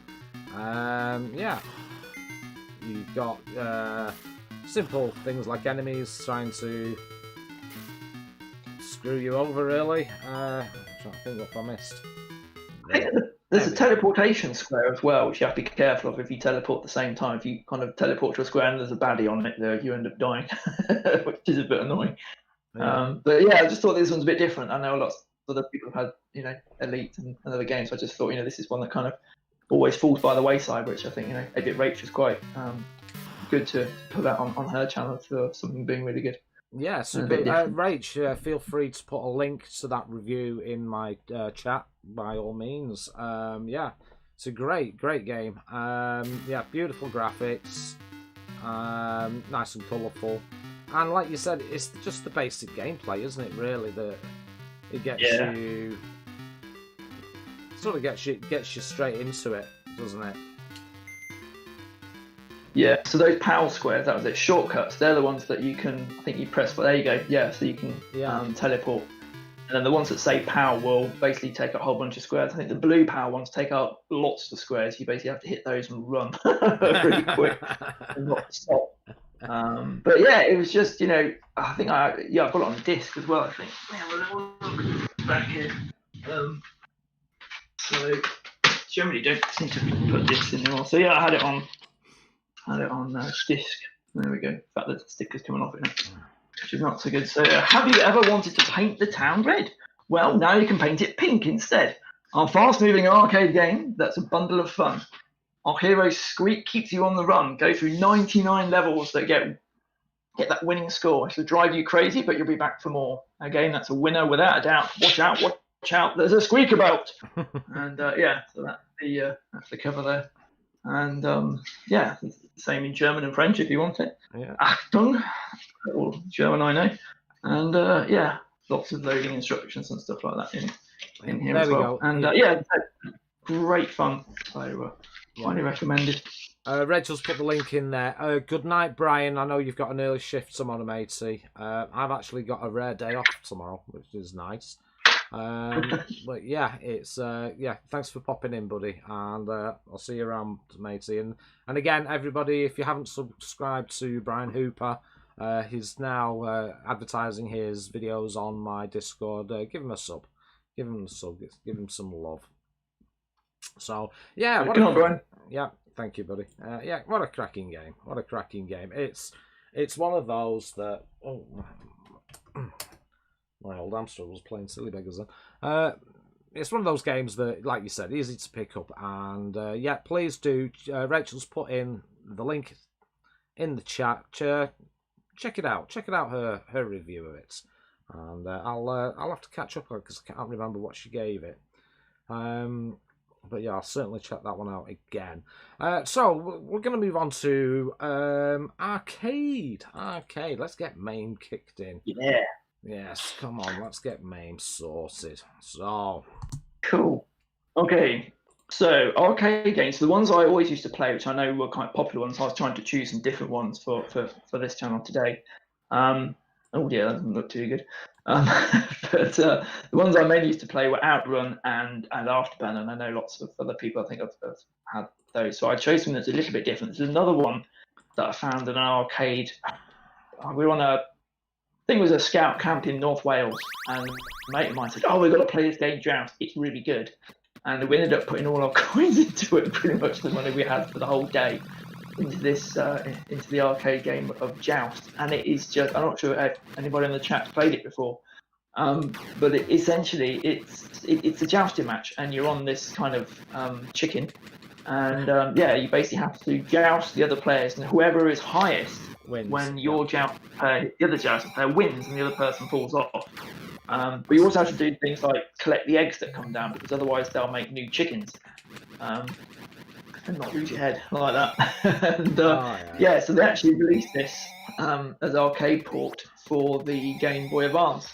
I think this was on the same cartridge as, it might be on the same cartridge as Centipede, a few other old school ones. This is kind of an old school one. But it's just such a simple concept. It's just so funny and just so unique. Really cool. Yeah. Yeah. I'll be dead straight. And it's just really addictive as well. I saw this on the old Atari and I didn't like the look of it on the old VCS when it came out on that. I never actually, and I thought, oh, it looks shit, that. It's not my kind of thing. But I've actually been playing this for a bit, getting ready for this stream. And I thought, for the time, this is pretty cool. Really it is, cool. Isn't it? It really is. The concept, so unique, you know, and it's just so simple and so just works. You know, I had it on my Atari ST as well, which was actually another pretty good port of it as well. So Pete, so he's saying he used to play on his ST as well. Yeah. And yeah, Big Juffer's not a fan of it. It's certainly an acquired taste, but there's the pterodactyl. You can't kill that. You got to get away from it. Yeah. He'll try and get you. But, yeah. Well, you got to pick at that man before you find your chicken. Yeah. Oh shit. Oh dear. There we go. Awesome. But no, it's cracking, and you can do it 2-player as well. Yes, you can, and that's a good way to ruin friendships. Just be careful there. So enter thy name, my lord. Yes, I forgot about that. Yeah, nice jousting. So it's all kind of in the kind of oldie, you know, knights and princesses type dialogue and stuff like that. So yeah, bit different, and just thought it was worth bringing out. Definitely one of my favourites from the arcade, from that particular scout camping. Brings back lots of good memories from that. Yeah, again, I was surprised that I would enjoy it, and I did. I really did. I was like, oh bloody hell, this is pretty cool actually.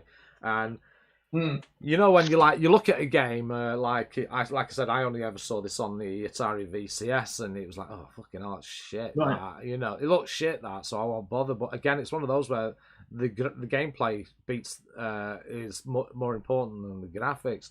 But the arcade graphics were pretty shit hot. They really are. They are actually, yeah. And I was quite pleasantly surprised at this choice, and big thank you for choosing it. It's nice to play something different, and Again, something I missed Yeah. back in the day. Was this 1982? I believe it was early. Yes, it was around that time. Yeah. Well, yeah, I played it, and it was like one of the older arcade cabinets in the arcade, but it was cheaper than this. So we'll have to spend 50p on Outrun and Afterburner. I think this was like 10p or 20p, so you got lots of value for money, I think. So yeah. So 82 rate makes us all feel old, if that's going to be your next comment. But yeah. Yeah, 982. Yeah, it was cracking game. I'm impressed. For 1982, the graphics were really nice. So another choice of yours was Atari ST game. Now we know this on the Amstrad and famously on the old GX4000 as well. Panzer Kickboxing. This is a video that I robbed because I don't have an ST emulator on my laptop for some reason.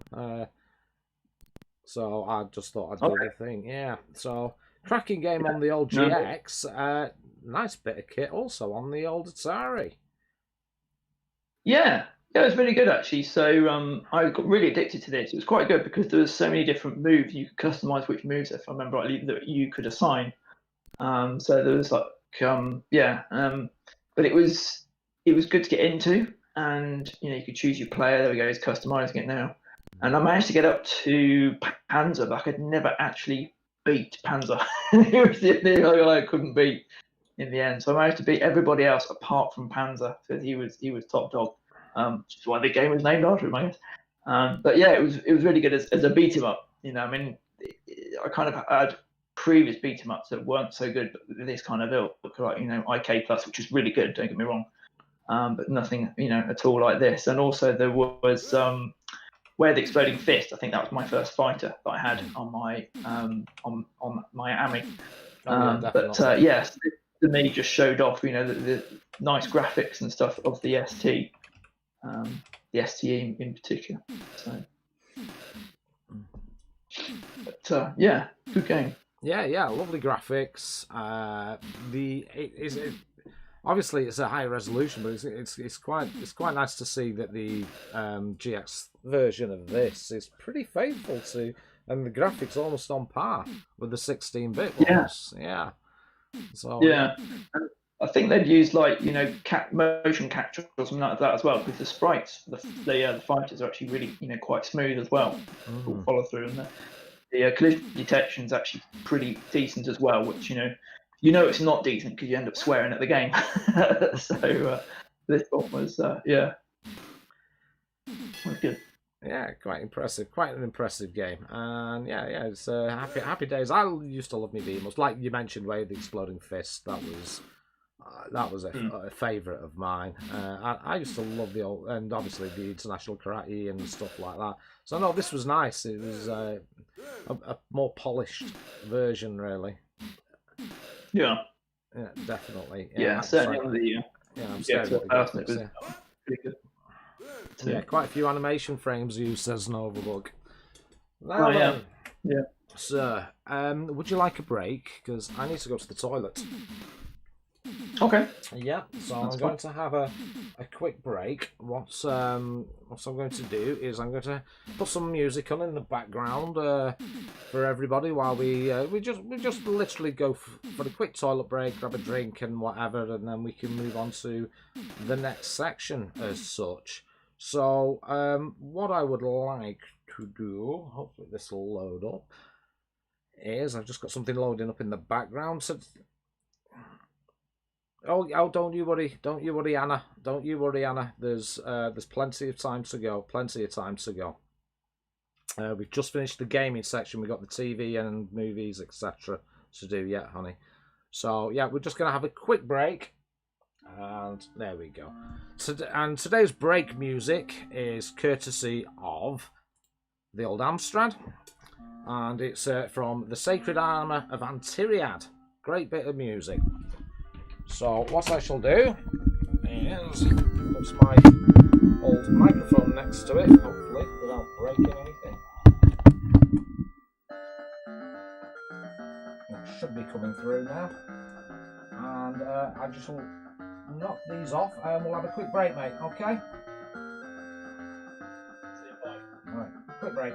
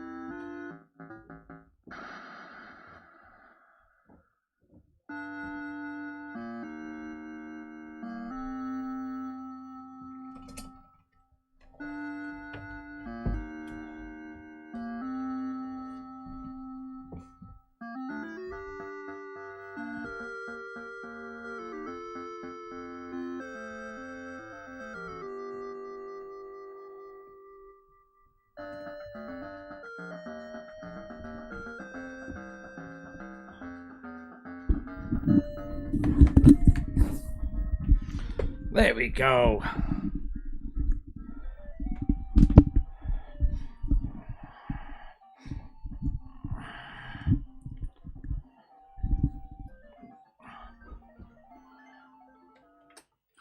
There we go, The Sacred Armour of Antiriad. What a great game that was. Absolutely beautiful music. I really like the music on that one because it was different and it has various effects, which is really nice. So let's have a little bit. Rachel's back and she got caught up by the God Squad by the looks of it. Not to worry, honey. Not to worry. Just claim to be a Satanist and they'll stay well away from you. Don't you worry. And yeah, let's have a look. Never seen Time Cop. It's on his to-do list, Steve, says DW. Well, that's interesting. That's it. It's not bad. I wouldn't say it's the best, but it's alright. I'm just trying to reposition my old microphone. And yeah, all good. All right. Yeah, I'll just switch you back on, mate. There you go. You are. You live? You're back. You're back. There we go. So, I've had a wee. I've got a... Oh, hey, Maud. Oh, it's Maud in. Maud, Hi, all right. Maud. You all right? Yeah.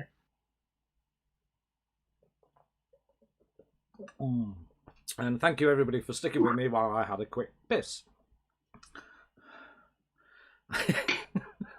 Yes, right. Yeah, apparently this God Squad member approached Rachel, but he didn't seem very keen on Mars bars, so she lost interest. What have I started on that one? Oh dear. Fair enough. Well, yeah. Yeah, so now, Rachel, you strike me more of a lion bar type of girl. Ribbed.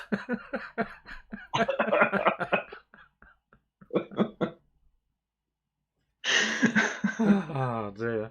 Happy days. So absolutely. Let's move over now to let me get my screens all lined up again so I can see what's on. So I think we have one more game to do. It was Speedball 2. I didn't download that one. I just went with the 3 on Okay. that one. But feel free to mention it, mate. Feel free to mention it. Oh, okay. That's why you're digging it out. So yeah, Speedball 2 is another one of my favourite games to play. I think a friend of mine, I'd seen it on the Amiga and ended up, so I ended up with a Atari ST. Yeah, Speedball 2 Brutal Deluxe, absolutely fantastic game again. Just kind of a a really different game. You know, it's kind of sort of American football, but not. You know, set in the future where you literally beat the shit out of each other for this ball, and you can throw the ball at the side and it turns hot. And OSG did a review of all the different speedball games. He's not on here tonight, and I think he actually rated the Atari STE version the best one, which is really good coming from a Commodore guy. I was going to say. Yeah, I think OSG's problem is it's all those dull colours from the Commodore. It's affected his mind, and now he's like a brown kind of guy, you know. And that's why he's so miserable all the time, because he's not had any colour in his life like we used to get from the Amstrad. That is true. So the ST, I think he rated that as the best gameplay. But I think the Amiga that had slightly better sounds. I think you had like more voices in the crowd and shouting at some guy selling ice cream and things like that, which you didn't get on the ST version, which is a shame. It was another really fun game. When you could play 2-player on that one as well, and just like you could in Panzer Kickboxing, and literally just on Panzer Kickboxing, kick the shit out of your best mate sitting next to you, you know, 2-player kind of side by side at the same screen. It was another good game, and definitely worth a mention here as well. Oh, superb. Right, we're moving on to television now with it. That thing we used to race home from school for, and just to watch various things and be educated by the box. Yes, the old box. Now, here's one everyone's going to know.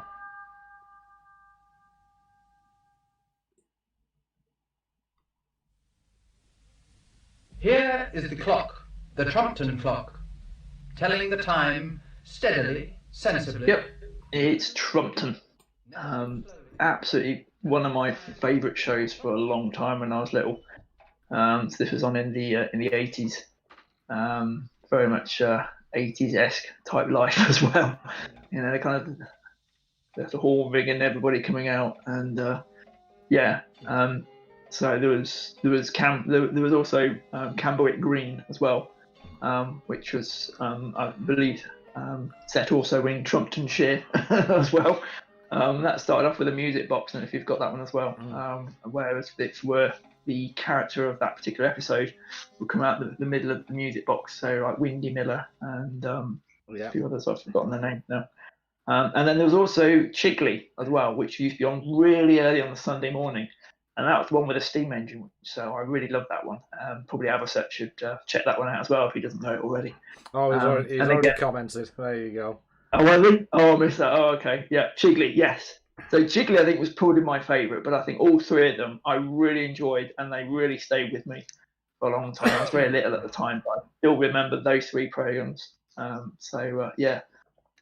just a bit different. Obviously, you know, the kind of the stop motion animation and everything, and just the simple storylines.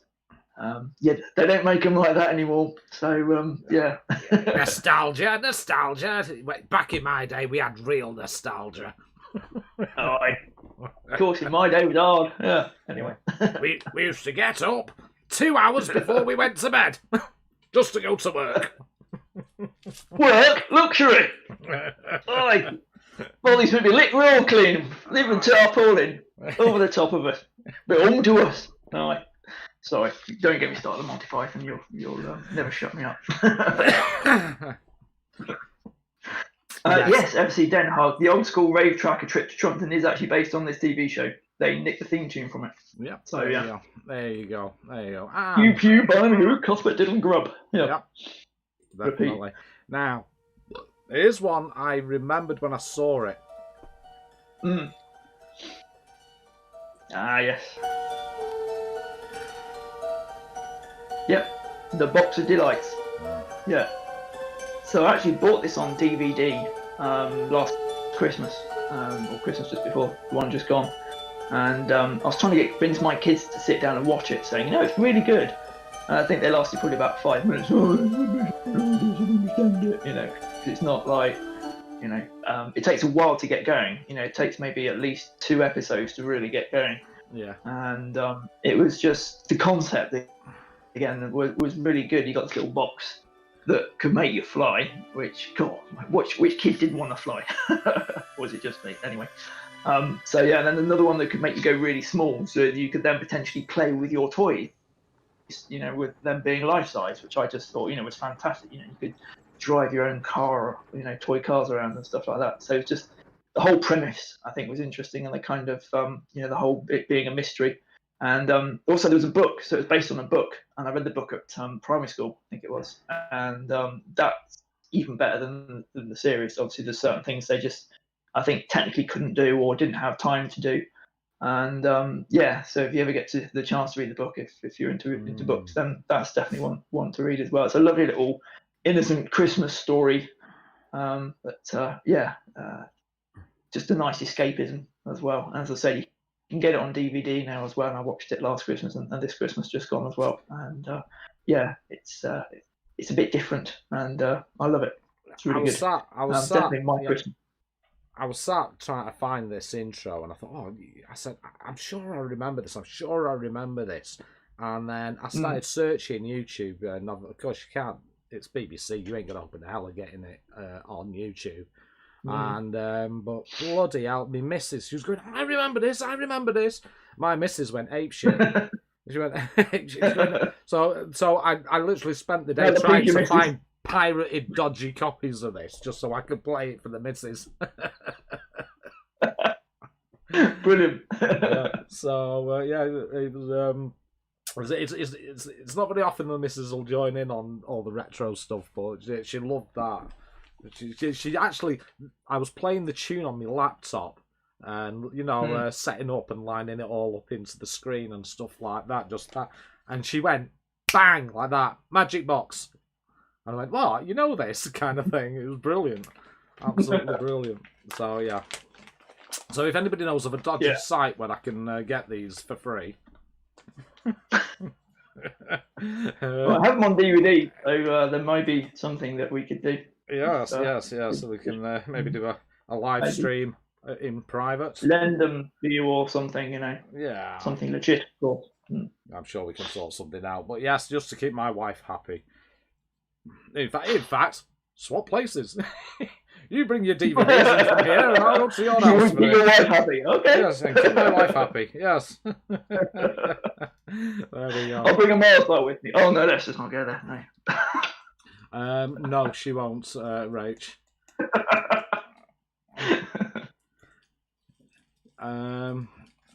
But yeah. Well, but it was cracking. I love the way things like this just affects different things. It's just like weird. It's brilliant. I love it. And so your final program of childhood is what one that everybody got. Yep. Yeah. So the final one is good old Blue Peter. So Manshaw will probably be laughing his tits off right now because I know what Peter means in American English, but it's nothing to do with your dick falling off. It really is a kids' TV program, and I think I really liked it because they had different things. So they did like travel they always traveled to a different country. Like one year they went to Russia, another time I think they went to America, things like that. And then they also had like usually, there we go, Mark Curry, Karen Keaton, Vet Fielding. So these I think probably were my favourite. And then the other ones were Simon Green, Janet Ellis, and Peter Duncan. I think then Peter Duncan went on to do Duncan Dares, didn't he? After that, he did, yeah. Spin-off program, which was also pretty good. But yeah, so I quite liked it. It was kind of topical. They always kind of taught you how to make stuff. I was always into my arts and crafts when I was younger. Still am to a certain degree now. So they'd also have every now and then they have some artsy fartsy stuff on, like kids coming on and doing a dance and music and stuff. And it's just like I'll go out and make myself a drink, grab a Mars bar, or Gobstopper or something like that. And so I didn't like all of it, but this was obviously a big part of my life. And I think that particular editor, for what I know now, I think when she left, it went rather downhill. Billy Baxter, that was it. So she used to be the director, or the producer, I think it was. And she always kept the content current. And, if you wrote in, you always got a reply back as well. And the reply was always different as well. That was one of the things that Billy Baxter wanted to make sure that if any kids wrote in, they get a reply and they get a different reply than if they'd written in before. They used to keep a big file and stuff, which for a kids' TV program, putting that much effort into it was just, phenomenal, I think. But yeah, Mark Curry in the kitchen, I think, was also really entertaining because he couldn't cook to save his life, and he'd do things like drop the milk bowl and stuff like that into the mixture he was doing, and it was just, he didn't try to do it; it was totally unscripted, and just watching someone else, floundering and making fun of the mistakes he was making and sending himself up as well was pretty good. And I always used to try and enter the competition. I never won anything. I never even won a blue Peter badge. So it was always good. I used to always watch it when it was on, much as I could. Super. Well, I have to ask, who would you have rather? Which one did you want to do, Yvette or Karen?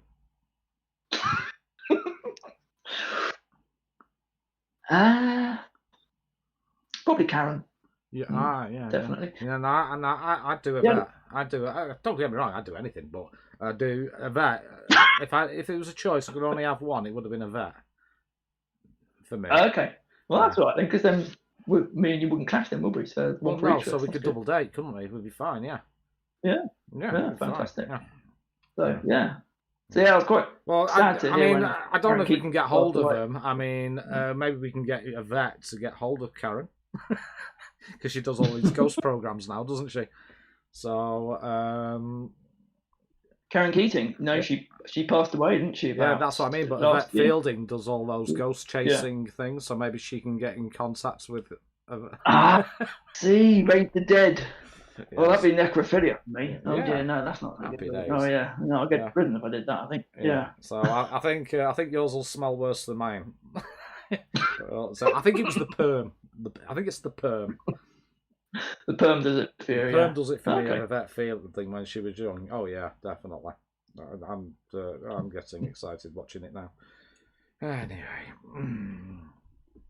So yes, before I get I'll probably get loads of copyright strikes, but from the BBC, who gives a shit? Dad Turner, yes. What exactly do you mean by do? Take her out for dinner and let her meet your mum. Yeah, for sure. Who we doing? Oh, Anna wants to join in. Fantastic. Yeah. Yeah, it's very sad. 2004, Karen Keating passed away. Far too young. Absolutely, Steve. Yeah. Oh yeah. Serious. It's to be serious. Yeah. Far too young. Yeah. Far too young. But yeah, it's sad times. So we'll try and go over now to, when I find it. There it is on More Grown Ups TV, I believe. Yeah, so probably from age about 12 plus. So yeah, Street Hawk. Always wanted to be Street Hawk. Never ridden a motorbike. Actually, no, I have once, and that didn't end too well. But I love this program. I think it was only on for like 1 or 2 series, if that. But it's kind of like the fact that kind of crime-fighting man on the motorbike with the guy at the desk directing him, and he could do lots of stunts, which I always really liked. And it was on, I think it was on Gold or something like that. I found it on TV the other day and started watching it. And I remember the first episode. And the first episode is actually got, I forgot his name. A really famous actor, George Clooney in it. So George Clooney was actually a guest actor on the first ever episode of this. He was like the old friend that came from out of town that was hired to kill Street Hawk, not knowing that actually it was his best mate in real life. And so I watched the first few episodes of it, and it's still pretty good. I don't think it's really aged that well, it's a bit of an alternative to the A-Team, which I also used to watch in Night Ride as well, which I know you guys have, people previously to be on here have featured on here. I just thought Street Hawk was pretty good, and I tried to kind of reenact the Street Hawk many times on my bike, usually my BMX, I think, by this point. And I actually ended up having a crash with someone else because I went really fast around the corner, didn't see this guy, and pretty much went right over my handlebars onto the pavement.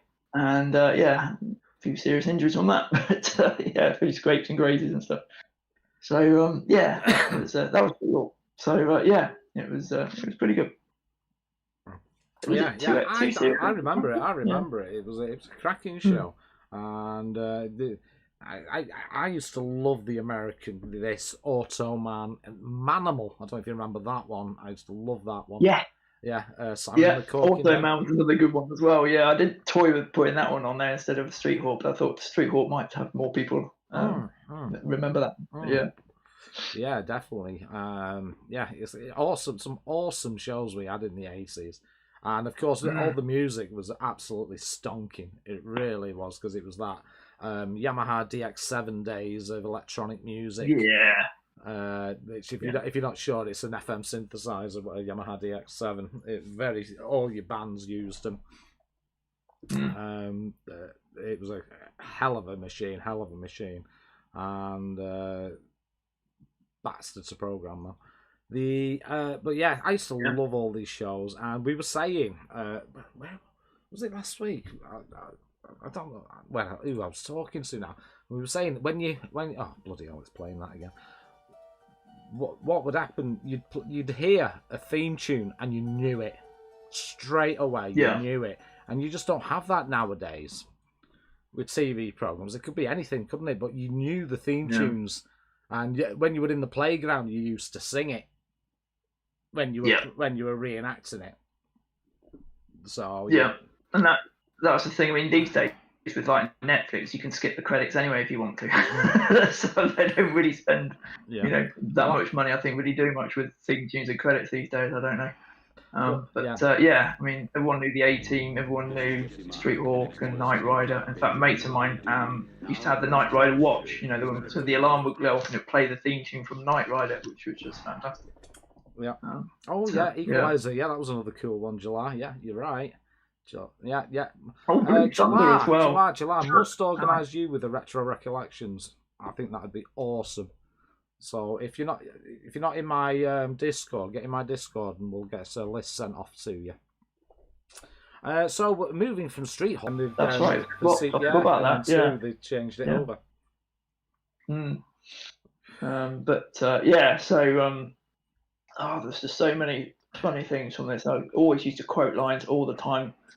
It was so funny. I mean, in particular, it had ones that featured Rick Mayall as the Lord Flashheart. Oh, Lord which Flashheart. Was the first episode. Oh my! He stole the show. Rick Mayall, I think, stole the show both times when he was in it. So, sorry, I was quoting. Sorry, I spoke over you, Dimitri. Yeah. No, that's not the way. And it was. I used to love Lord Flashheart. Was absolutely amazing. Yeah. It was brilliant when he came back in the fourth one. I mean, literally the audience cheered when Rick Mayall came on screen. Dig out your best booze and let's talk about me till the car comes. You know why the suffragettes want to vote? Hey, any woman who wants to chain herself to my ratings in suffragette movement gets my vote. Never get away with lines like that these days. The PC brigade would be on you like I don't know what, but oh dear, woof, exactly, DVD bloke. Absolutely amazing. I love that show. I love it to this day, and I had a secret crush on Queenie. Did you? It's Miranda Richardson, I think, wasn't it? Yeah, I had a secret crush on her. I did. I thought she was lovely. So there you go, little confession. And of course, more comedy in the style of Mr. Harry Enfield. Yes, Harry Enfield's television program. So literally every night, it's only on once a week, but the next day at school, after watching Harry Enfield, everybody was quoting the lines. I mean, I think that was kind of something that got sent up in the Fast Show that people would always do. But yeah, literally there's just so many different characters on here, like, the Slobs and Tim Nice but Dim and, the Double Tape Brothers, and just, absolutely hilarious. Needs a DVD release for sure.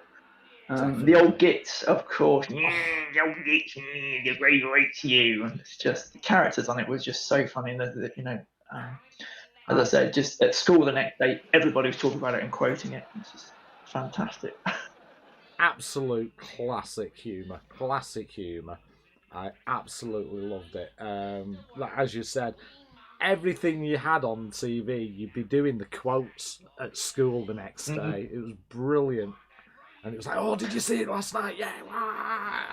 And you'd start reenacting the quotes. Brilliant time. Smashing nicey. Yeah. Well, I often wonder, do kids do that nowadays at school?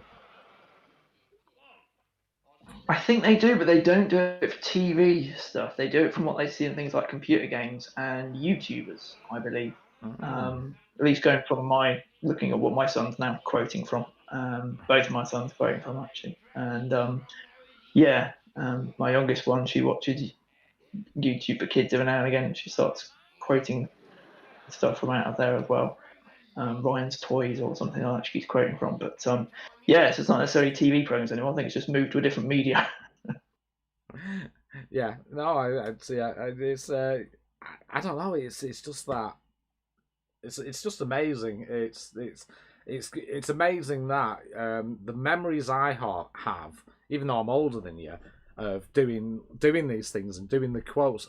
Every kid did it in the country, so we'd be doing it, reenacting things that we've seen on the box, and the next day at school, and then you'd be doing it in Leicester or whatever, and it's cracking. Countrywide, yeah, absolutely.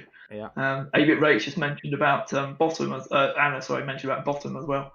Yeah, you bastard! The gas man's coming! The gas man! I think we call it one of the funniest episodes again. Again, Rick Mail, isn't it? I mean.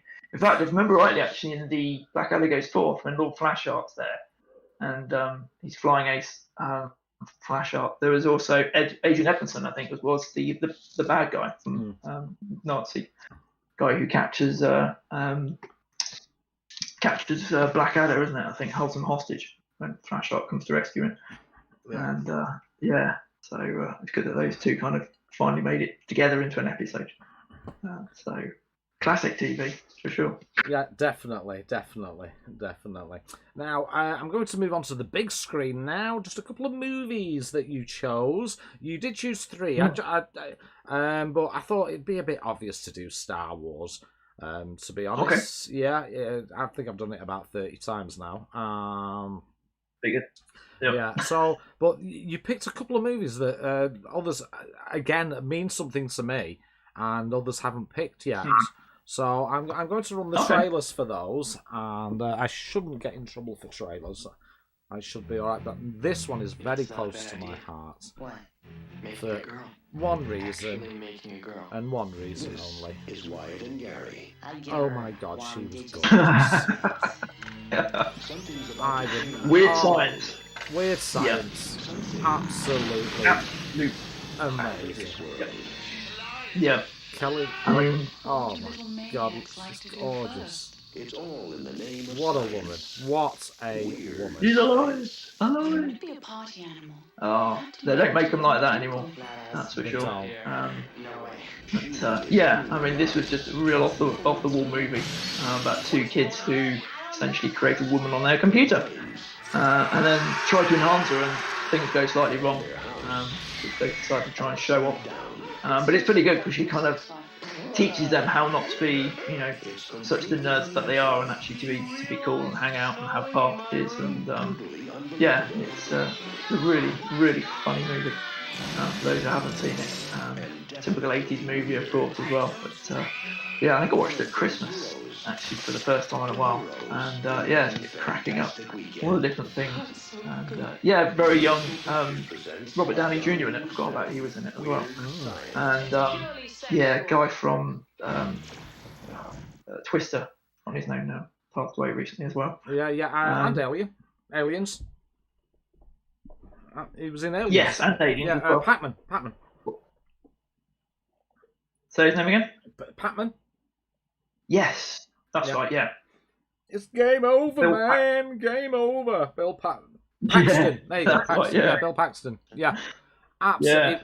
It was one of those films that it was every teenage boy's fantasy to make a woman that would do whatever you wanted, and oh my god, she was gorgeous. I need some tissues in a minute. Wow. It's a shame she doesn't look the same. She married Steven Seagal, didn't she? Did she? Oh, okay, I didn't know that. Okay. Oh. Yeah, she married Steven Seagal, and yeah, she doesn't look too good now. Obviously, plastic surgery and stuff later on in the years, and yeah, and I think she put the kilos on. But yeah. Yes, he did, Anna. He got turned into a shit monster. Yeah. That's right. That is right. Who eats flies? Yeah. Yeah, Chet, the bully of a brother, yeah, back from military school or whatever it was, yeah. Yeah. But what it really was, one of those films that was every boy's fantasy, and and speaking of again another one, yeah, Kelly LeBrock, yeah. Oh yeah. What's the matter? Monstered, yeah. Ferris Bueller's Day Off, yeah. I mean, I've shown this to my 2 older kids, 9 and 13, when they were turned 8 or 9, and they absolutely love it. I think it's aged really well, and it's not the best message you want to send to your kids. Take a day off school every now and again and look about, bunk off. But it's just such a funny film. So many different quotes in there as well, And I mean, I think the guy who played the teacher, maybe Marshall, I can't remember his name. But he's not normally an actor at the time. He's done lots of different things. He's like a government advisor. He's got about 3 different PhDs. And I saw him on American TV one time. He's saying, people don't remember me for having this PhD being an advisor to this and this president. Do you know what people remember me for? Bueller. Yeah, that guy, I've forgotten his name now, but he's a really intelligent guy. Ben Stein, I think it is, yeah. So he used to front this show called Win Ben Stein's Money. And I lived over in the States back in about 96, 97, 98. And so it was one of those episodes he was talking about that people actually only ever remember him for Ferris Bueller's Day Off and not for all the other good stuff he's done in life that he's overly qualified to do. It's such a great movie, and it is. I think a lot of the scenes in here were kind of ad lib as well, if I remember rightly. So yeah, definitely. Classic film. It really was, and it was one of those fantasies of just bunking off school and having a hell of a day. Yeah, just getting one over the headmaster as well, who's out to try and prove he's right, and Ferris Bueller's not going to take the piss out of her, and it just completely backfires. So yeah, fantastic film. Yeah. Ed Rooney, that's it. Yeah, classic. But again, watching this, and your mates at school with asked them if they've seen it. And, oh no, you got to go and see it. So get it out from the local video shop, and oh my god, particularly the bit when the car goes off in reverse at the end, and you're just like, it's such a nice car. They ran it backwards off of that. I mean, I guess they must have done it in real life, to make that scene. So I'm not sure whether they got a stunt double car or something, but whatever they did it really well, because I've watched that on Stop Motion Chicken to see if it really is a car, and it really is. Excellent. Matthew Broderick did quite a few good films actually. People saying War Games. Yeah, that was a great film. Oh yeah, that's a good one. Yeah. Inspector Gadget, I think he was in as well. Yeah, of course, yeah, and he did do some good films, yeah. Superb. So there we go, sir. I think we are at the end. We're done. We're on time as well. 9:30 as well. That's not bad going. That is it. That was a highly enjoyable recollection for me as well. It was really nice to when people are enthusiastic for this stuff, and you show that you really are. Again, feel free to throw links to your channel. You do have a YouTube channel that you are slowly building up. So if anybody here in the chat is not subscribed to it, if you throw the link in the chat, that'd be awesome. And people can subscribe to it. Yeah, absolute fun tonight. Absolutely. Yeah. Thank you, Pete. I love doing this series. It's I do this series for you. Oh, there you go. Rachel's put it in for you. There you go. So yeah, okay. if you have not subscribed, please, please, please subscribe. Yeah, I've thoroughly enjoyed it. Hopefully we can get you on again on maybe some other series and on and maybe one of these retro in your attic kind of streams. That'd be awesome. So I think everybody should give a round of applause to the wonderful Technic. Thank you, sir. Thank you for having me on. Thanks everyone for being in the chat. Noticed quite a few people popped in tonight, so I didn't say hello to you specifically. Do appreciate you popping in and listening to me drone on about all my childhood memories. So thank you very much. Oh, no, thank you. So what I shall do now is it is time for me to go. Am I on next week? Andrea, am I on next week? Andrea actually knows my diary better than me, you know. She really does. If you're about, Andy, am I on next week? I'll just wait. She may be busy. Not to worry if she is. Yes, in the chat. I know. Belly, no, not next week. There you go. See, she knows when I'm working now. I'll tell you. Absolutely tell you. This woman knows my life better than me. She really does. She really does. Yeah, lots of love to everybody. I'm not in here next week. Work again. But those of you that, Andy, where did you put me clean undies? She does run my life. She really does. She's brilliant. I love her to bits.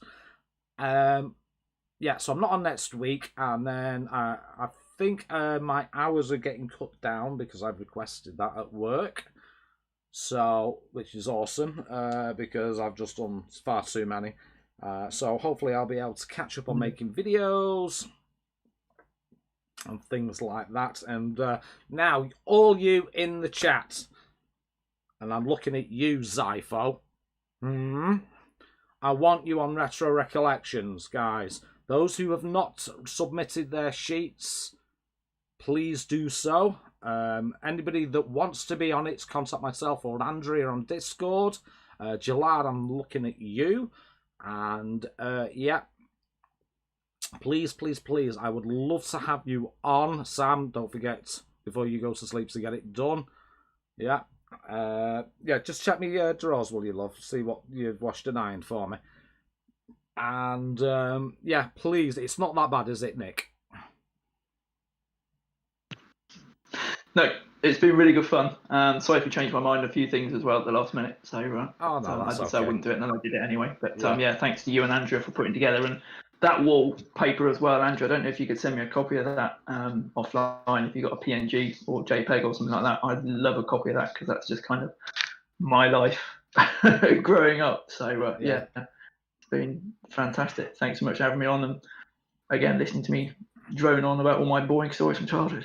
Oh no. That's what it's all about. That's what it's all about. We can get that sent over to you, no problem. Anybody that's already been on and want their backgrounds, we can send it. Just there you go. She's going to send it to you. So please, guys, so I can get my diary filled up. Especially now I'm doing less hours at work. I'll be able to do more streams, which will be great. So I'm going to roll a fag. I think Pete's done the honours. Have you, Pete, for where we're going next? I do have an after-party chat room available for anybody who wants to use it. It's on my Discord. Feel free to use that, everybody. Thank you, Pete, for putting that in. And please, those that missed the news flash, please do rewind and check it out. It's quite important information during these difficult COVID times. So with that, I shall bid you all adieu. I will see you in a couple of weeks, and I'll see you online anyway. So I think all that leaves now is for me to say, Yellowbelly out.